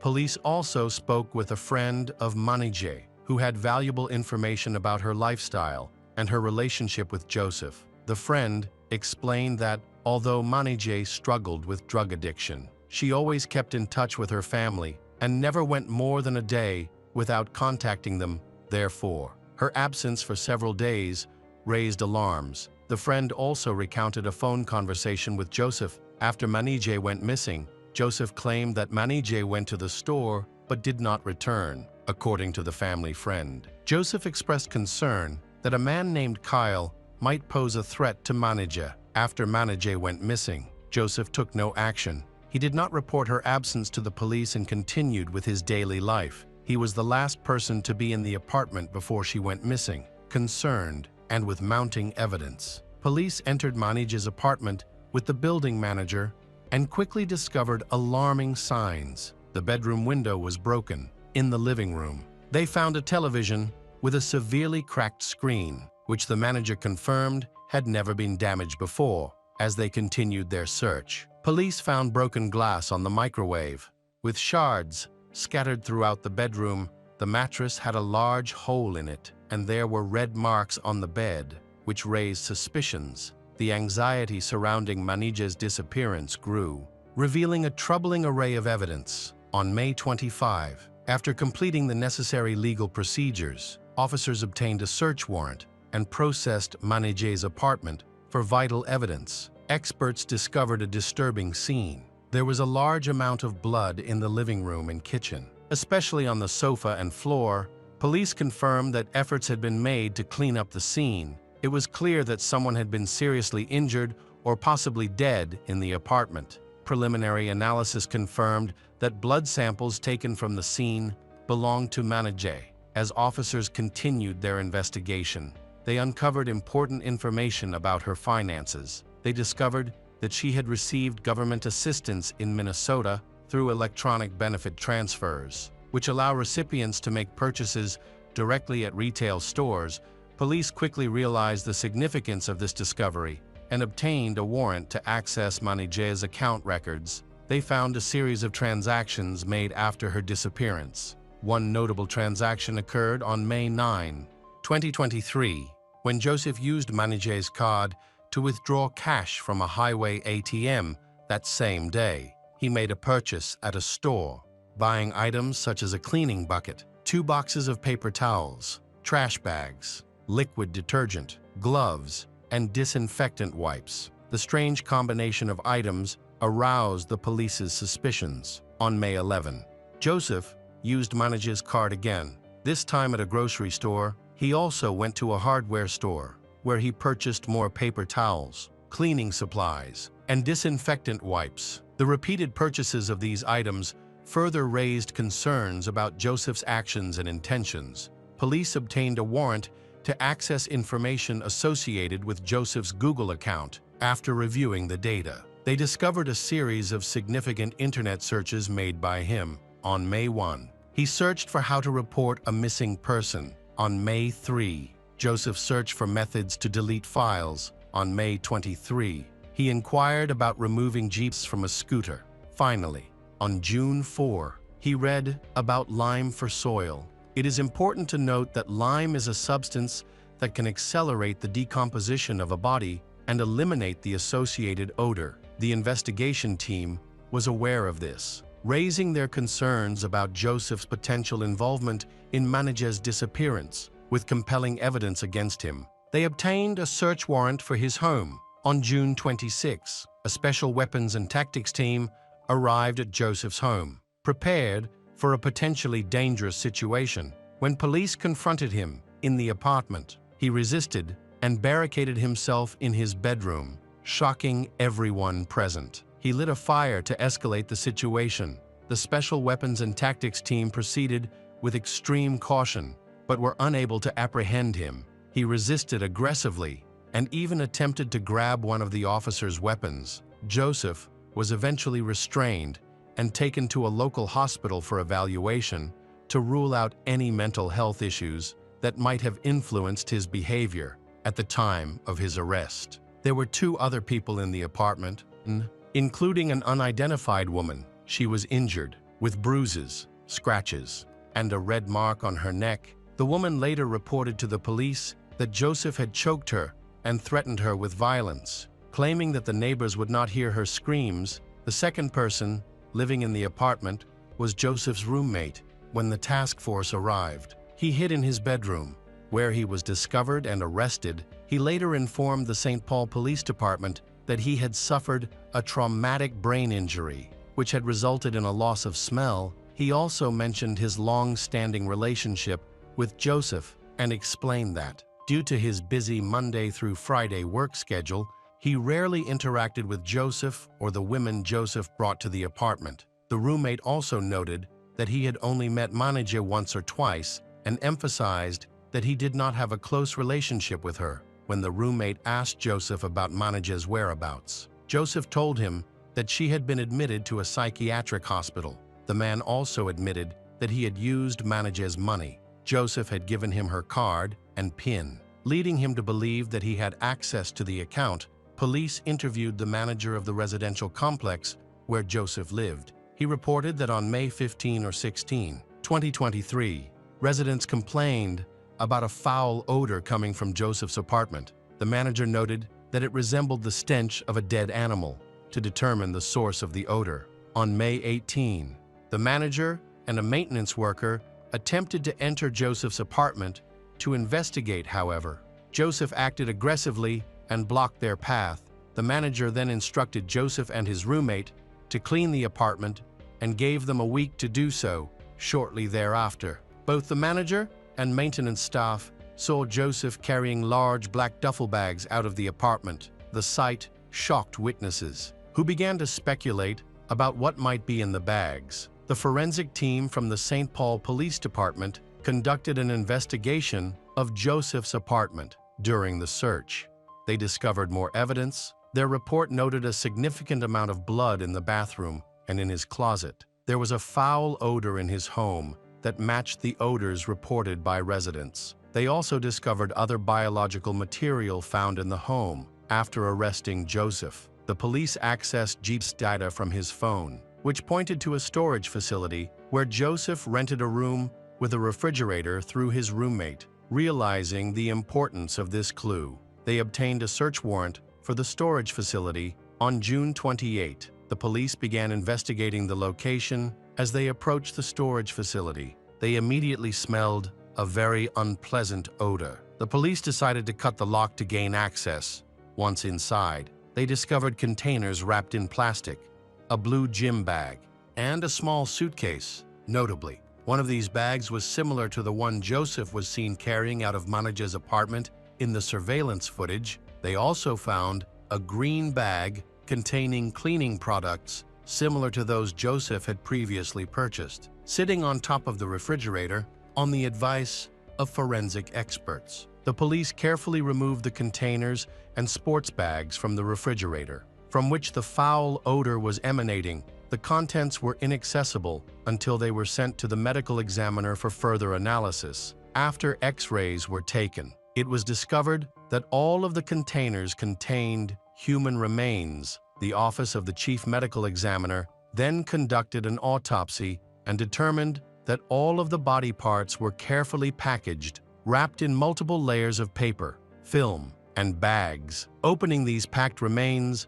was a laborious process. Tests confirmed that the remains belonged to Manijay Starin. With identification made through her tattoos and dental records, the police again reviewed surveillance footage from Manijay's home. Focusing on the bags Joseph carried, he had handling of the body Manijay's in her apartment. Sorting her remains into different bags and carrying them out, Joseph faces multiple charges, including second-degree murder and arson for setting fire to his apartment during a confrontation with the Special Weapons and Tactics team. He is also charged with threatening and disarming a police officer on June 30, 2023. Joseph Stephen Jorgensen had an afternoon court hearing regarding the murder charge. Throughout the trial, Joseph shook his head while listening to the assistant district attorney announce that his bail was set at $5 million. The judge remained largely silent throughout the proceedings. Joseph's attorney requested a bail hearing for later. It is believed that a detailed defense strategy is currently being developed. On the same day, Joseph appeared in court. St. Paul Police Sergeant Ernster held a press conference to discuss a significant event that occurred during the ongoing investigation. Fanta Zayavong was also reported missing. She was last seen in July 2021 with Joseph. This new information prompted the police to immediately begin searching for her. During the press conference, it was announced that Fanta Zayavong's remains had been discovered in a separate storage facility in North Minneapolis, approximately 30 miles from where Manijay's body was found. Details about the second victim have not been released, but many believe that Joseph was directly involved in her murder. Manijay's family has expressed gratitude to the police for any leads in the ongoing investigation. If Joseph is convicted of second-degree murder, he could face a maximum sentence of 40 years in prison. His next court appearance, originally scheduled for August 21, has been postponed for unknown reasons. Joseph Stephen Jorgensen remains in custody at the Ramsey County Jail. Welcome back to our channel. Today we will explore a new case. The case of Michelle Linehan. In 1994, Michelle Linehan, then known as Michelle Hughes, left Louisiana and moved to New York to work for a modeling agency. However, her stay in New York did not last long, and Michelle quickly changed her career path. When she moved to Alaska, she began working as a stripper at the Great Alaskan Bush Company, which not only brought in a substantial income, but also helped her attract the attention of many men who wanted to marry her here. Michelle continued this work for several months until she met Kent Leppink. Kent appeared modest and reserved, but Michelle's parents described him as impulsive and prone to losing control. Like Michelle, Kent was also trying to start over. After being caught stealing money from his family's business in Michigan, he fled to Alaska. Seeing it as the perfect place to leave his troubles behind, Kent believed meeting Michelle was fate. The two began dating immediately, and within a month, Kent proposed. However, Michelle wasn't in a hurry to give him an answer. When Kent introduced Michelle to his parents, they immediately noticed that she seemed distant toward him. When he hugged her, she instinctively pulled away, making it clear that Michelle didn't truly love Kent. His mother began to suspect that Michelle had been seeing other men, and what Kent's mother felt was right. When traveling salesman Scott Hilka met Michelle at the club in late 1994, he too fell in love with her. They quickly developed a deep relationship. Then, in the summer of 1995, a widower named John Carlin entered the picture.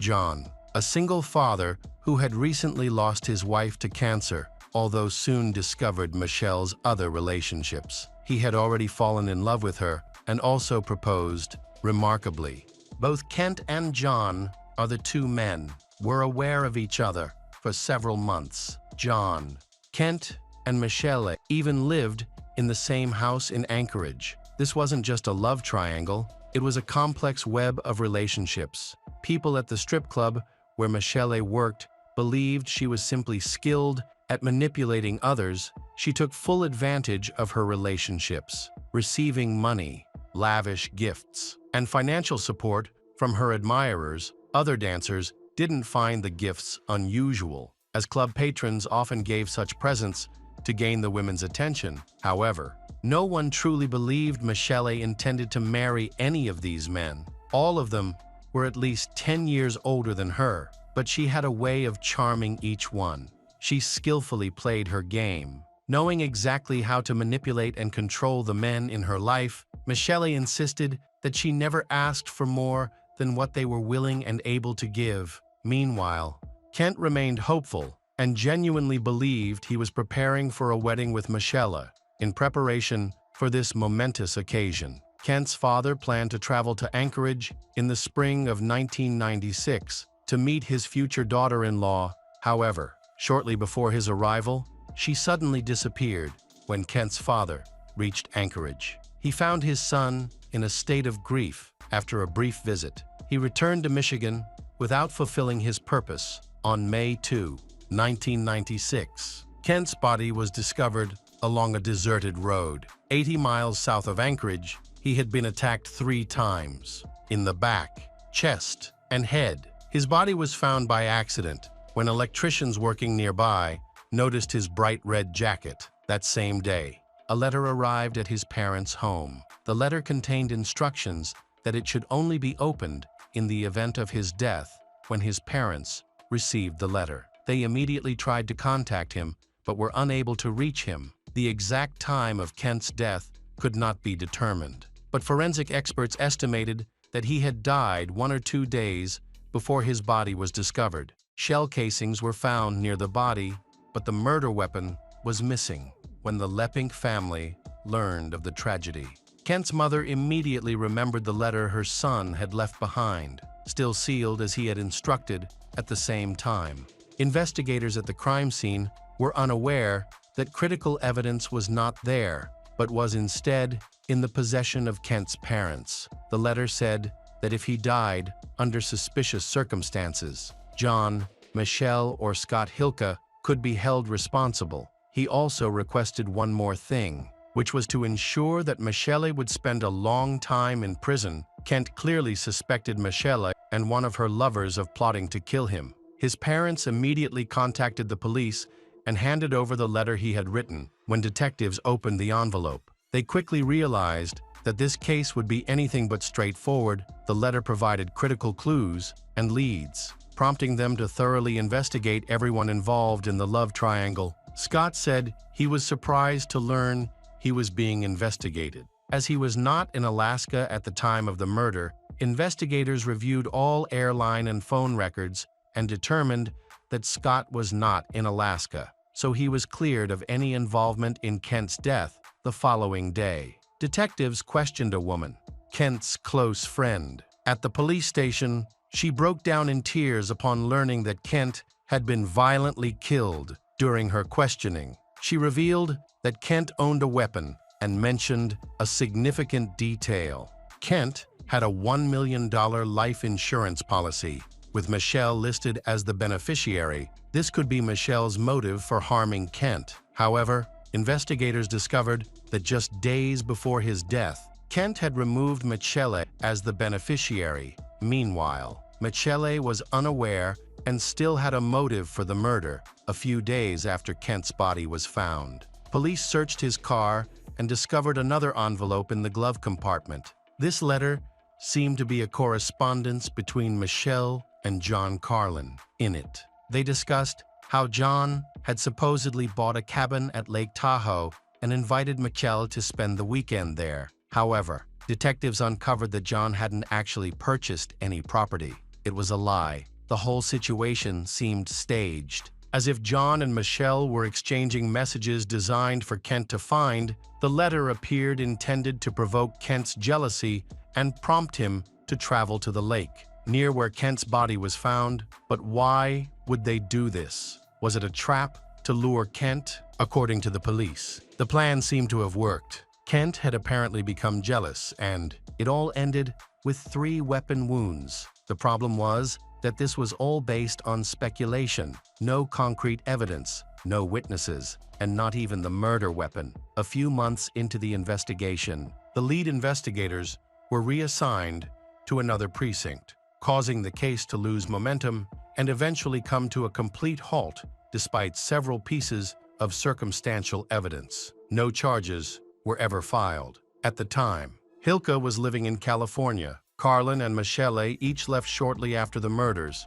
Michelle settled in Olympia, Washington, seemingly starting a new life and leaving her past behind. After moving to Olympia, Michelle began attending college, pursuing studies in biology and psychology. She later earned a master's degree in public administration in 1998. She married a young doctor named Colin Linehan in New Orleans, and they welcomed a daughter a year later in 2004. A new cold case unit was formed in Alaska to reopen unsolved cases. The 8-year-old crime quickly became a priority. As evidence strongly pointed toward Michelle and John, Michelle became the main suspect in planning the murder, while John was believed to be the one who pulled the trigger for 8 years. The case remained inactive until new detectives showed up at Michelle's suburban home. They asked her to clarify some statements she had made following the murder. By then, Michelle was no longer working as a stripper. She admitted that she had only viewed the job as a temporary way to make money and had left it behind as soon as she could. Colin, a successful physician, was just as shocked as Michelle when the police arrived at their door. By that time, they had been together for 6 years and were living a stable, fulfilling life that seemed to embody the American dream. However, this perfect image was now in jeopardy in Olympia. Michelle's friends were stunned to learn that behind her image as a perfect mother, churchgoer, parent-teacher committee member, businesswoman, and devoted wife, there was a tumultuous past. Authorities began preparing to seize several personal computers used by Michelle, although much of the data on the computers had been deleted. Investigators managed to recover a significant portion. Among the restored files were emails and correspondence between Michelle,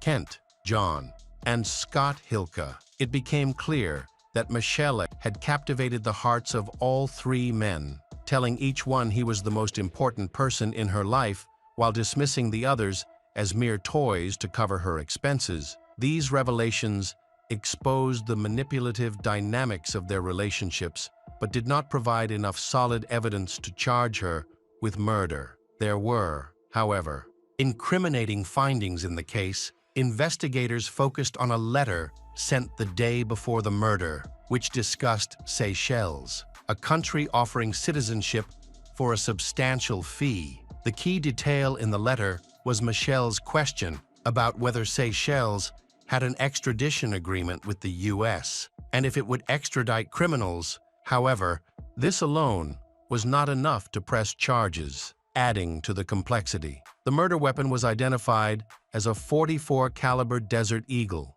a distinctive weapon initially. John denied ever owning such a weapon. However, a surprising witness came forward. John's son, who was a child at the time of the crime but had grown into an adult by 2005, he decided to assist in the investigation of this decades-old case, which he had partially witnessed. The son revealed that shortly before the murder, his father had purchased a weapon after seeing a newspaper ad. He claimed to have seen the weapon the day after Kent was killed. It was in the bathroom sink, being cleaned with some kind of chemical, and his father appeared to be handling it carefully. The son could not identify the weapon's model or describe its appearance in this tangled love triangle orchestrated by the dancer. It seemed possible that John had been the one to acquire the weapon from the beginning of the investigation. Michelle insisted that she was cooperating with law enforcement and denied any involvement in Kent's death. By the fall of 2006, investigators believed they had gathered enough evidence to charge both Michelle and John Carlin with first-degree murder. Michelle was able to post bail immediately and return to her family in Washington while awaiting trial. Although she was required to wear an ankle monitor and adhere to strict restrictions, John, however, was denied bail and spent 6 months in custody before the trial, maintaining his innocence throughout. In court, The prosecutors portrayed Michelle as a cunning manipulator who sought to profit from the romantic entanglements she had created. Michelle's attorneys argued that the case against her was based entirely on circumstantial evidence, giving them hope for a favorable verdict. John's legal team, on the other hand, shifted suspicion to others, even accusing John's own son, who had testified against him. They claimed Michelle was the true mastermind behind the murder, a manipulative seductress who orchestrated the crime, possibly by co-in-court, convincing someone else to carry it out. The defense proposed several theories, including the claim that Michelle herself had killed Kent, one of her lovers. To collect a $1 million insurance payout, the prosecution argued that John had spent a large amount of money on Michelle, whom he deeply loved, when one of her other lovers pulled away. They claimed the only obstacle between John and his happiness with Michelle was Kent. Prosecutors alleged that John and Michelle had crafted a plan involving a fake letter to lure Kent to the location where he was murdered. Asserting that this letter had set the crime into motion, John contended that the letter was merely a joke created by Michelle to make Kent jealous and end their relationship.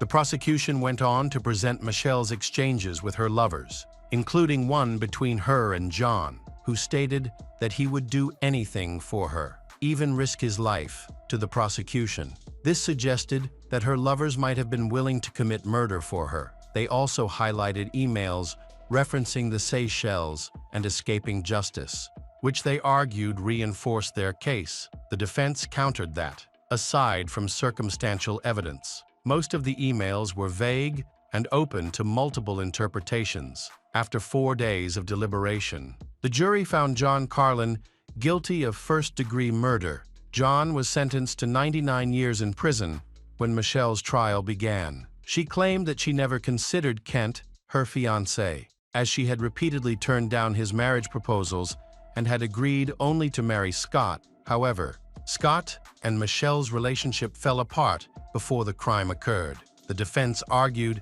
that Kent had significant personal issues. Claiming he had become a nuisance to Michelle, they alleged that he stalked her, monitored her every move, gathered information about her bank accounts and phone records, knew her social security number, and even read her emails. Over time, Michelle reportedly realized he was stalking her and began to fear him. She supported these claims, which angered Kent's parents, who accused her of distorting the story. Michelle's defenders also described Kent as an unusual individual who had been struggling with mental health problems. They attributed the disturbing letters he sent home to his mental state at the time. The defense attempted to clarify Kent's misconceptions regarding his relationship with Michelle. He was fully preparing for a wedding despite her refusal. In the end, it was supposedly too difficult for him to acknowledge that he had been so mistaken, and thus, revenge seemed like a viable option to him.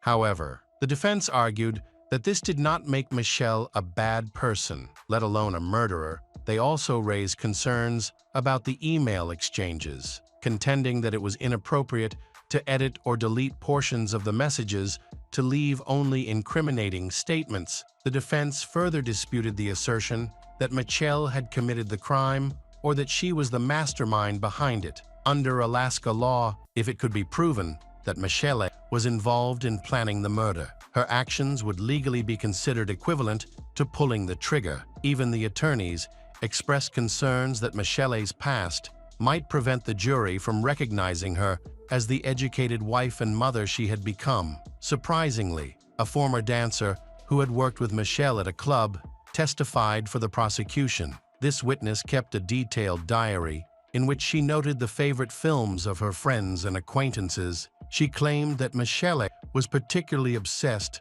with the 1994 film, The Last Seduction, a story that paralleled Kent's case. In the movie, the female protagonist manipulates her lover into killing her husband to collect insurance money. The witness asserted that Michelle often referred to this film as her favorite, admired the lead character, and aspired to be like her. The defense disputed the testimony, stating that Michele did not have access to a weapon matching the one used in the crime. Additionally, the defense argued that Michele had taken steps to remove herself from Kent's insurance policy shortly before the murder. The prosecution countered this claim, arguing that Michele was not canceling her involvement, but merely clarifying beneficiary details. However, Kent had already changed the beneficiaries before his death, leaving Michele with nothing. During the hearings, Michele remained calm and chose not to testify before the jury,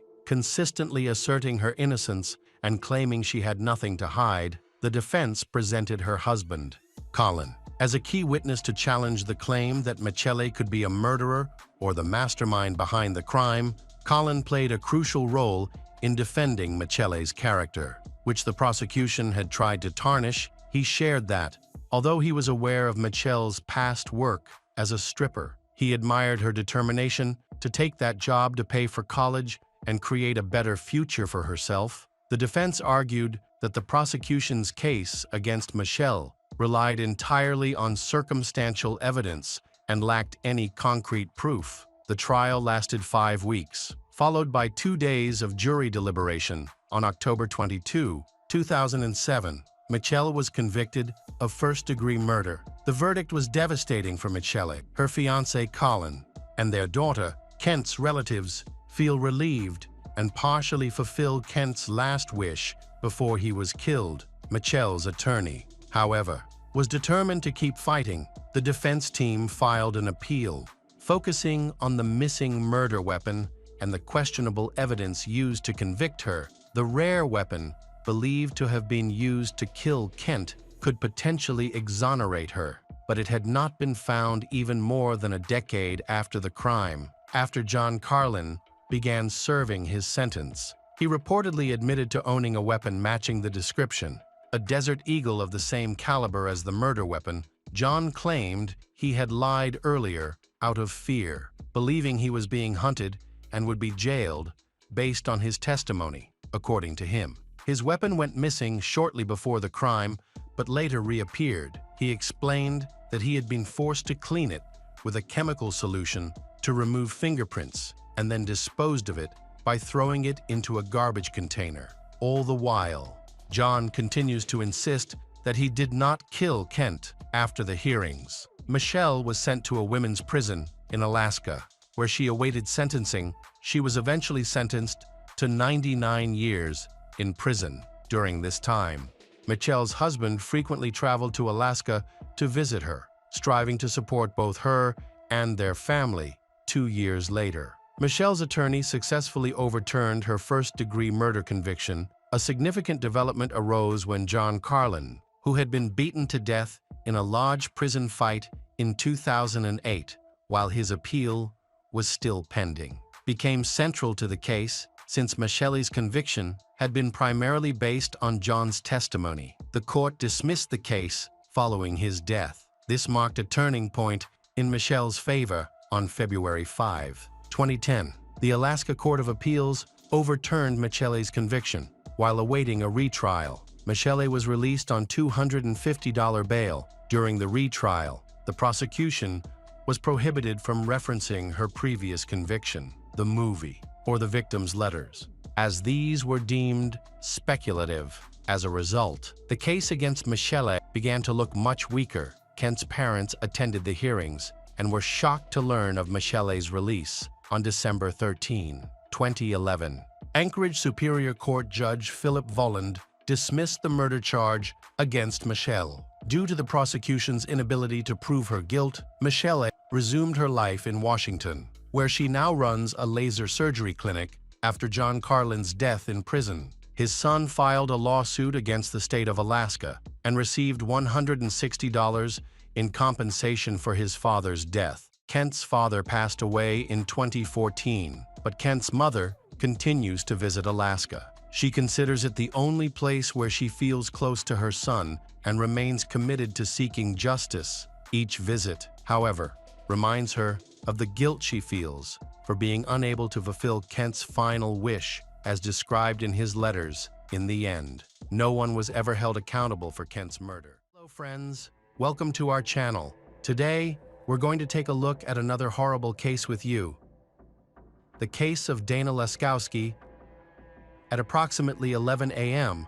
on August 31, 2001, a couple from a small town near Seattle, Washington, called the police to request a welfare check on their nanny, Dana Laskowski, 36. She had never been late before, but that day, she did not show up. Although Dana had been caring for the couple's children for a long time and had always been reliable, the police then went to Dana's house at the address provided by the couple but found no one at the door. The officers then began searching the surrounding area and peering through the windows. A second officer checked the rooms through the windows until he reached the living room. It was dark and quiet inside, and he noticed a woman lying on the sofa under a blanket. At first, the officer thought she was just sleeping. However, he wondered why she did not respond to the repeated knocking. When he shined his flashlight into the room, he saw the woman in an unusual position. With one hand behind her back, she was still, indicating that something was seriously wrong. All the windows were locked and the blinds were drawn, so the scene could only be seen clearly from the inside. Fortunately for the police, the back door was open, suggesting that the criminal had entered and left through that door. The police entered Dana's home and discovered drops of blood on the floor, some of which appeared to be smeared, indicating that there had been an effort to wipe them away. Dana was dead, and there were no signs of abuse. Bruises were visible on her neck, elbows, and knees. An autopsy revealed multiple fractures. The medical examiner determined that Dana died from strangulation. The police believe that the perpetrator entered the home with the intention of killing her. Not by accident, they found a broken window in the basement, which they suspect was the killer's point of entry. While some valuables were missing from Dana's residence, it appeared that furniture and items had been thrown from drawers onto the floor. However, this looked more like a staged crime scene than a sign of a robbery. As the police walked through the kitchen, they noticed a knife rack that had been completely untouched. This could indicate that the attacker had carefully planned the crime in advance. Typically, victims would be struck in the face or head to disorient them, but there were no signs of such injuries on Dana. It appeared that Dana had been strangled instantly. Forensic experts understand that strangulation is not as simple as it appears. It is a lengthy process that requires considerable strength and endurance. An autopsy found only a single mark on Dana's neck, suggesting that her attacker had held her down.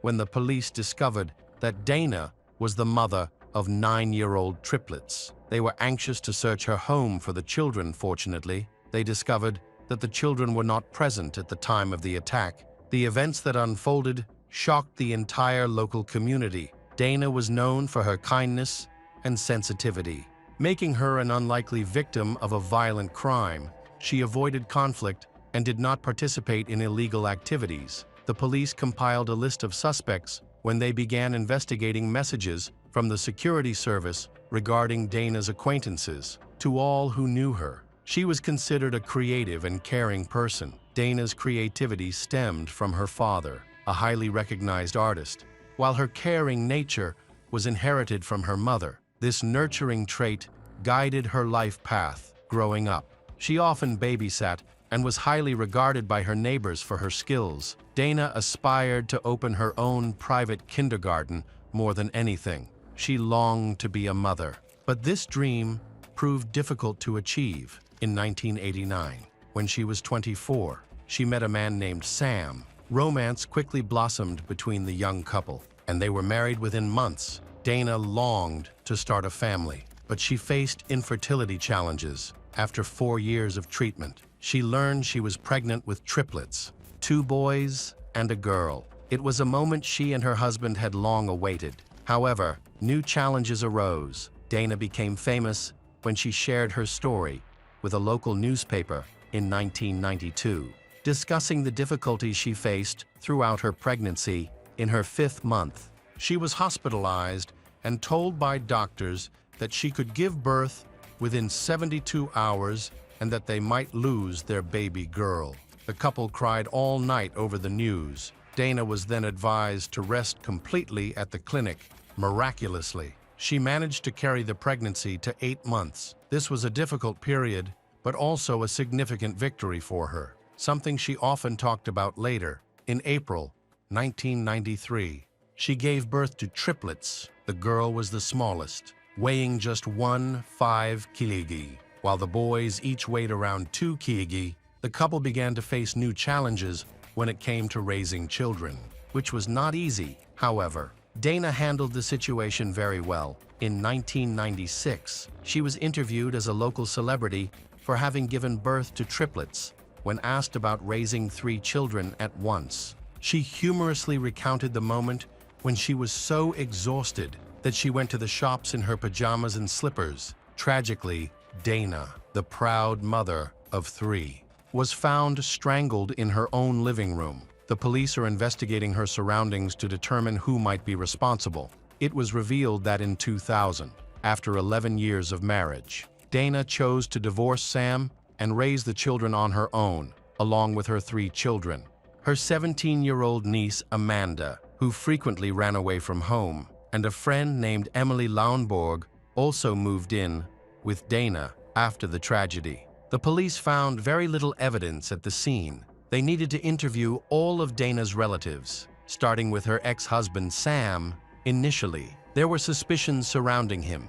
The police tried to inform him of the tragedy, but were unsuccessful. They also needed to check on the triplets, who were believed to be with Sam at the time. Sam did not answer calls for several days, raising serious concerns about his involvement. However, Sam eventually called the police back, explaining that he had gone camping with the children and was unaware of the situation. He said they had no cell service at their campsite, so they were unable to listen to any voice messages from family members upon returning from the trip. Sam and the children were shocked to discover multiple voice messages from the police, family, and friends, all relaying the tragic news of Dana's death and the urgent search for Sam and the children. At this point, Sam became the prime suspect in the case. The police suspected that he may have intentionally run away and kidnapped the children. The couple may have had ongoing disputes over child custody, alimony, and unresolved issues from their divorce, which could have provided him with a possible motive. The police discovered that Sam was unhappy with the court's custody ruling. He wanted to spend more time with the children, but his access was severely restricted. Additionally, Dana had moved away, making it difficult for him to visit and be with the children. Several witnesses noted that he was greatly affected by divorce, viewing her actions as an attempt to tear their family apart. However, he never acted cruelly or aggressively toward her or the children. The police quickly noticed that he was a tall man, indicating that he had the physical strength to handle Dana. Their suspicions grew as they spoke with him. He refused to provide fingerprints and a DNA sample, claiming that he did not want to be named as a suspect. Sam also mentioned that his DNA samples were at the Dana house because he frequently visited during meetings with the children. He had several cuts on his legs, which he said he received while playing baseball with his sons, a claim that was later verified. Sam insisted that he had been with his sons the entire time. 3 hours away from Dana's house, he even had a gas station receipt to back up his alibi. The triplets confirmed that they had been with their father the entire time and that he had not left to go on any long trips. While it was theoretically possible that Sam could have driven 3 hours to the house, committed the act, and returned while the children were asleep, this scenario seemed unlikely. A caring father would not have left his children alone in the woods for 6-7 hours, and the children repeatedly claimed that he had been with them the entire time. When the children woke up at night, he would have gently covered them with a blanket. It seemed improbable that they would have been forced to lie in such a situation, especially since their statements were completely consistent. As a result, Sam was quickly eliminated as a suspect after these events. Sam's 3 children moved in with him now. It was necessary to investigate other potential suspects, but this proved challenging. Even Dana's niece, Amanda, who lived with her most of the time and probably knew her better than anyone else, had no idea who could have harmed her. Amanda described her aunt as her second mother and best friend. She stated that she was not home the night Dana was murdered and therefore did not know if Dana was expecting visitors. Dana was known to be quite sociable, often welcoming friends at all hours. She was so trusting that she often left her back door unlocked, allowing anyone to enter. Dana was also a very attractive woman, which could have attracted the attention of dangerous people. The police found the family's behavior quite alarming and contacted them to conduct a welfare check on Dana. It was clear that they knew something, which led the police to question them again. They were the ones who hired Dana as a nanny. When asked by the police about the situation, they shared that in Dana's neighborhood, there was a man named Patrick who was installing internet cable. He met Dana unexpectedly and, for a month, kept asking her out on dates. He left poems and notes on her back door, which she ignored. According to the family who hired Dana, she had no interest in Patrick. However, his letters became increasingly alarming and disturbing as he began to stalk her and detail her activities at specific times before her death. Dana even contacted a friend, urging her to ask the police to review her phone records if anything happened to her. She expressed that Patrick's constant phone calls frightened her. The police investigated this information and confirmed that an unknown phone number had called Dana multiple times on the night of her murder. They identified a white construction truck as being involved in the calls, and several witnesses reported seeing a similar vehicle behind Dana's home that evening. The police contacted Patrick's employer, who confirmed the witnesses' accounts. As a result, the police quickly obtained a search warrant for Patrick's home. From the start, Patrick was uncooperative and aggressive, which raised suspicions about him. He seemed reluctant to talk to the police. Initially, Patrick believed that the police were questioning him because Dana had filed a complaint against him. He admitted to stalking her and exhibiting obsessive behavior. However, when he was informed that the police were investigating Dana's murder, his demeanor changed completely. He became frightened,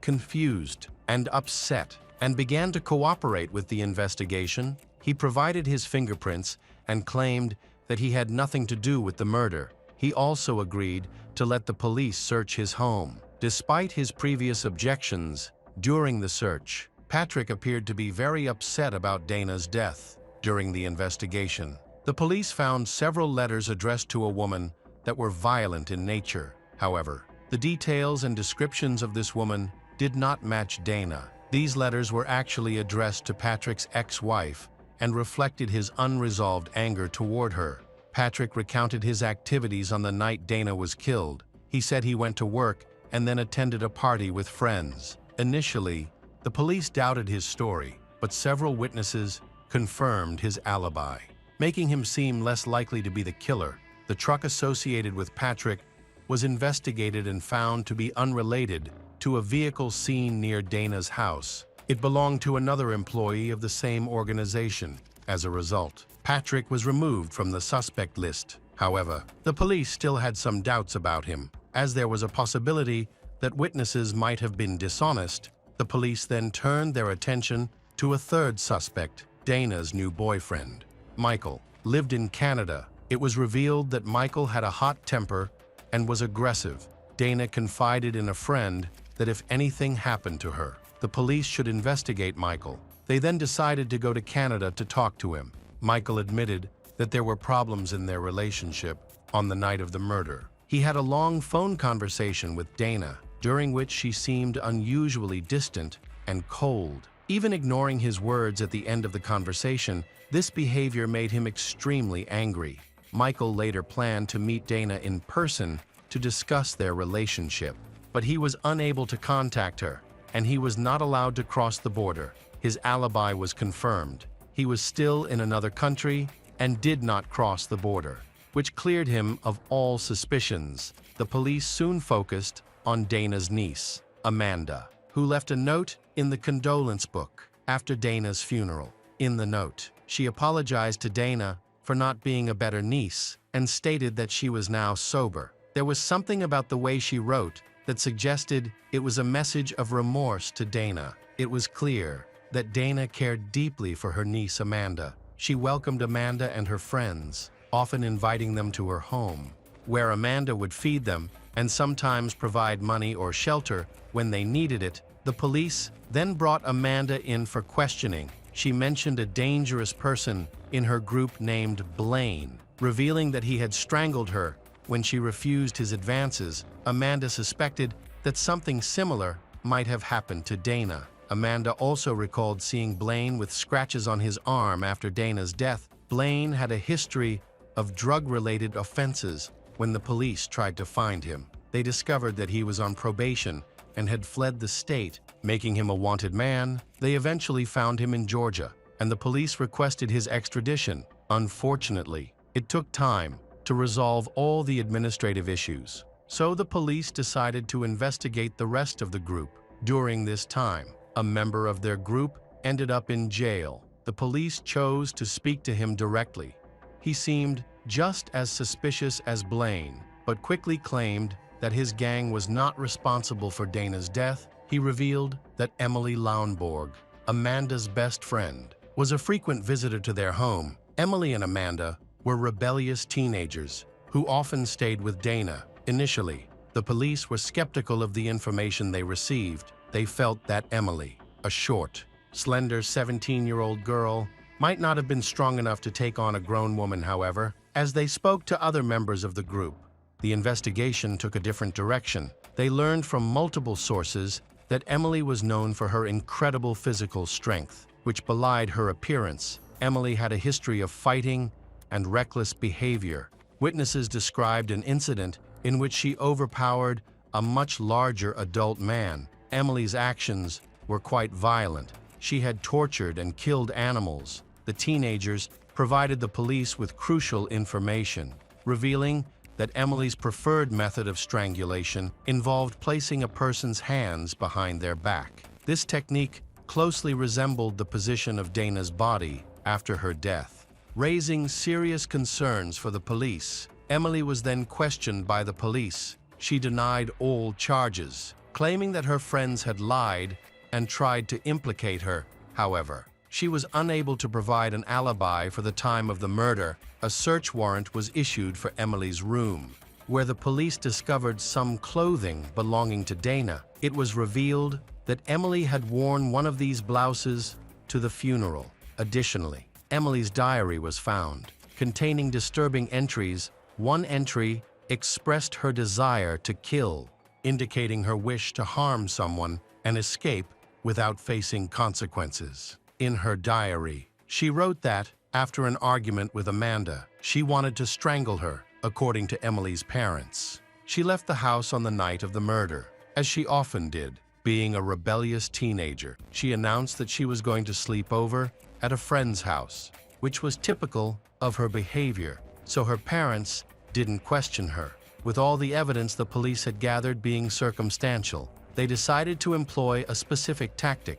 They brought Amanda in for questioning and told her that they were aware of her lies. Without revealing any specifics, this approach proved effective. Amanda, Dana's niece, admitted to Emily's involvement. She revealed that both she and Emily had returned to Dana's house on the night of the murder while under the influence of drugs. They had used various substances throughout the night to the point where they could not recall which ones they had taken. The girls entered the house through an open back door and began rummaging through Dana's belongings in search of money. Dana noticed them and confronted them about their actions. When Dana asked them to leave, Emily became angry and insisted that she would not leave without the money.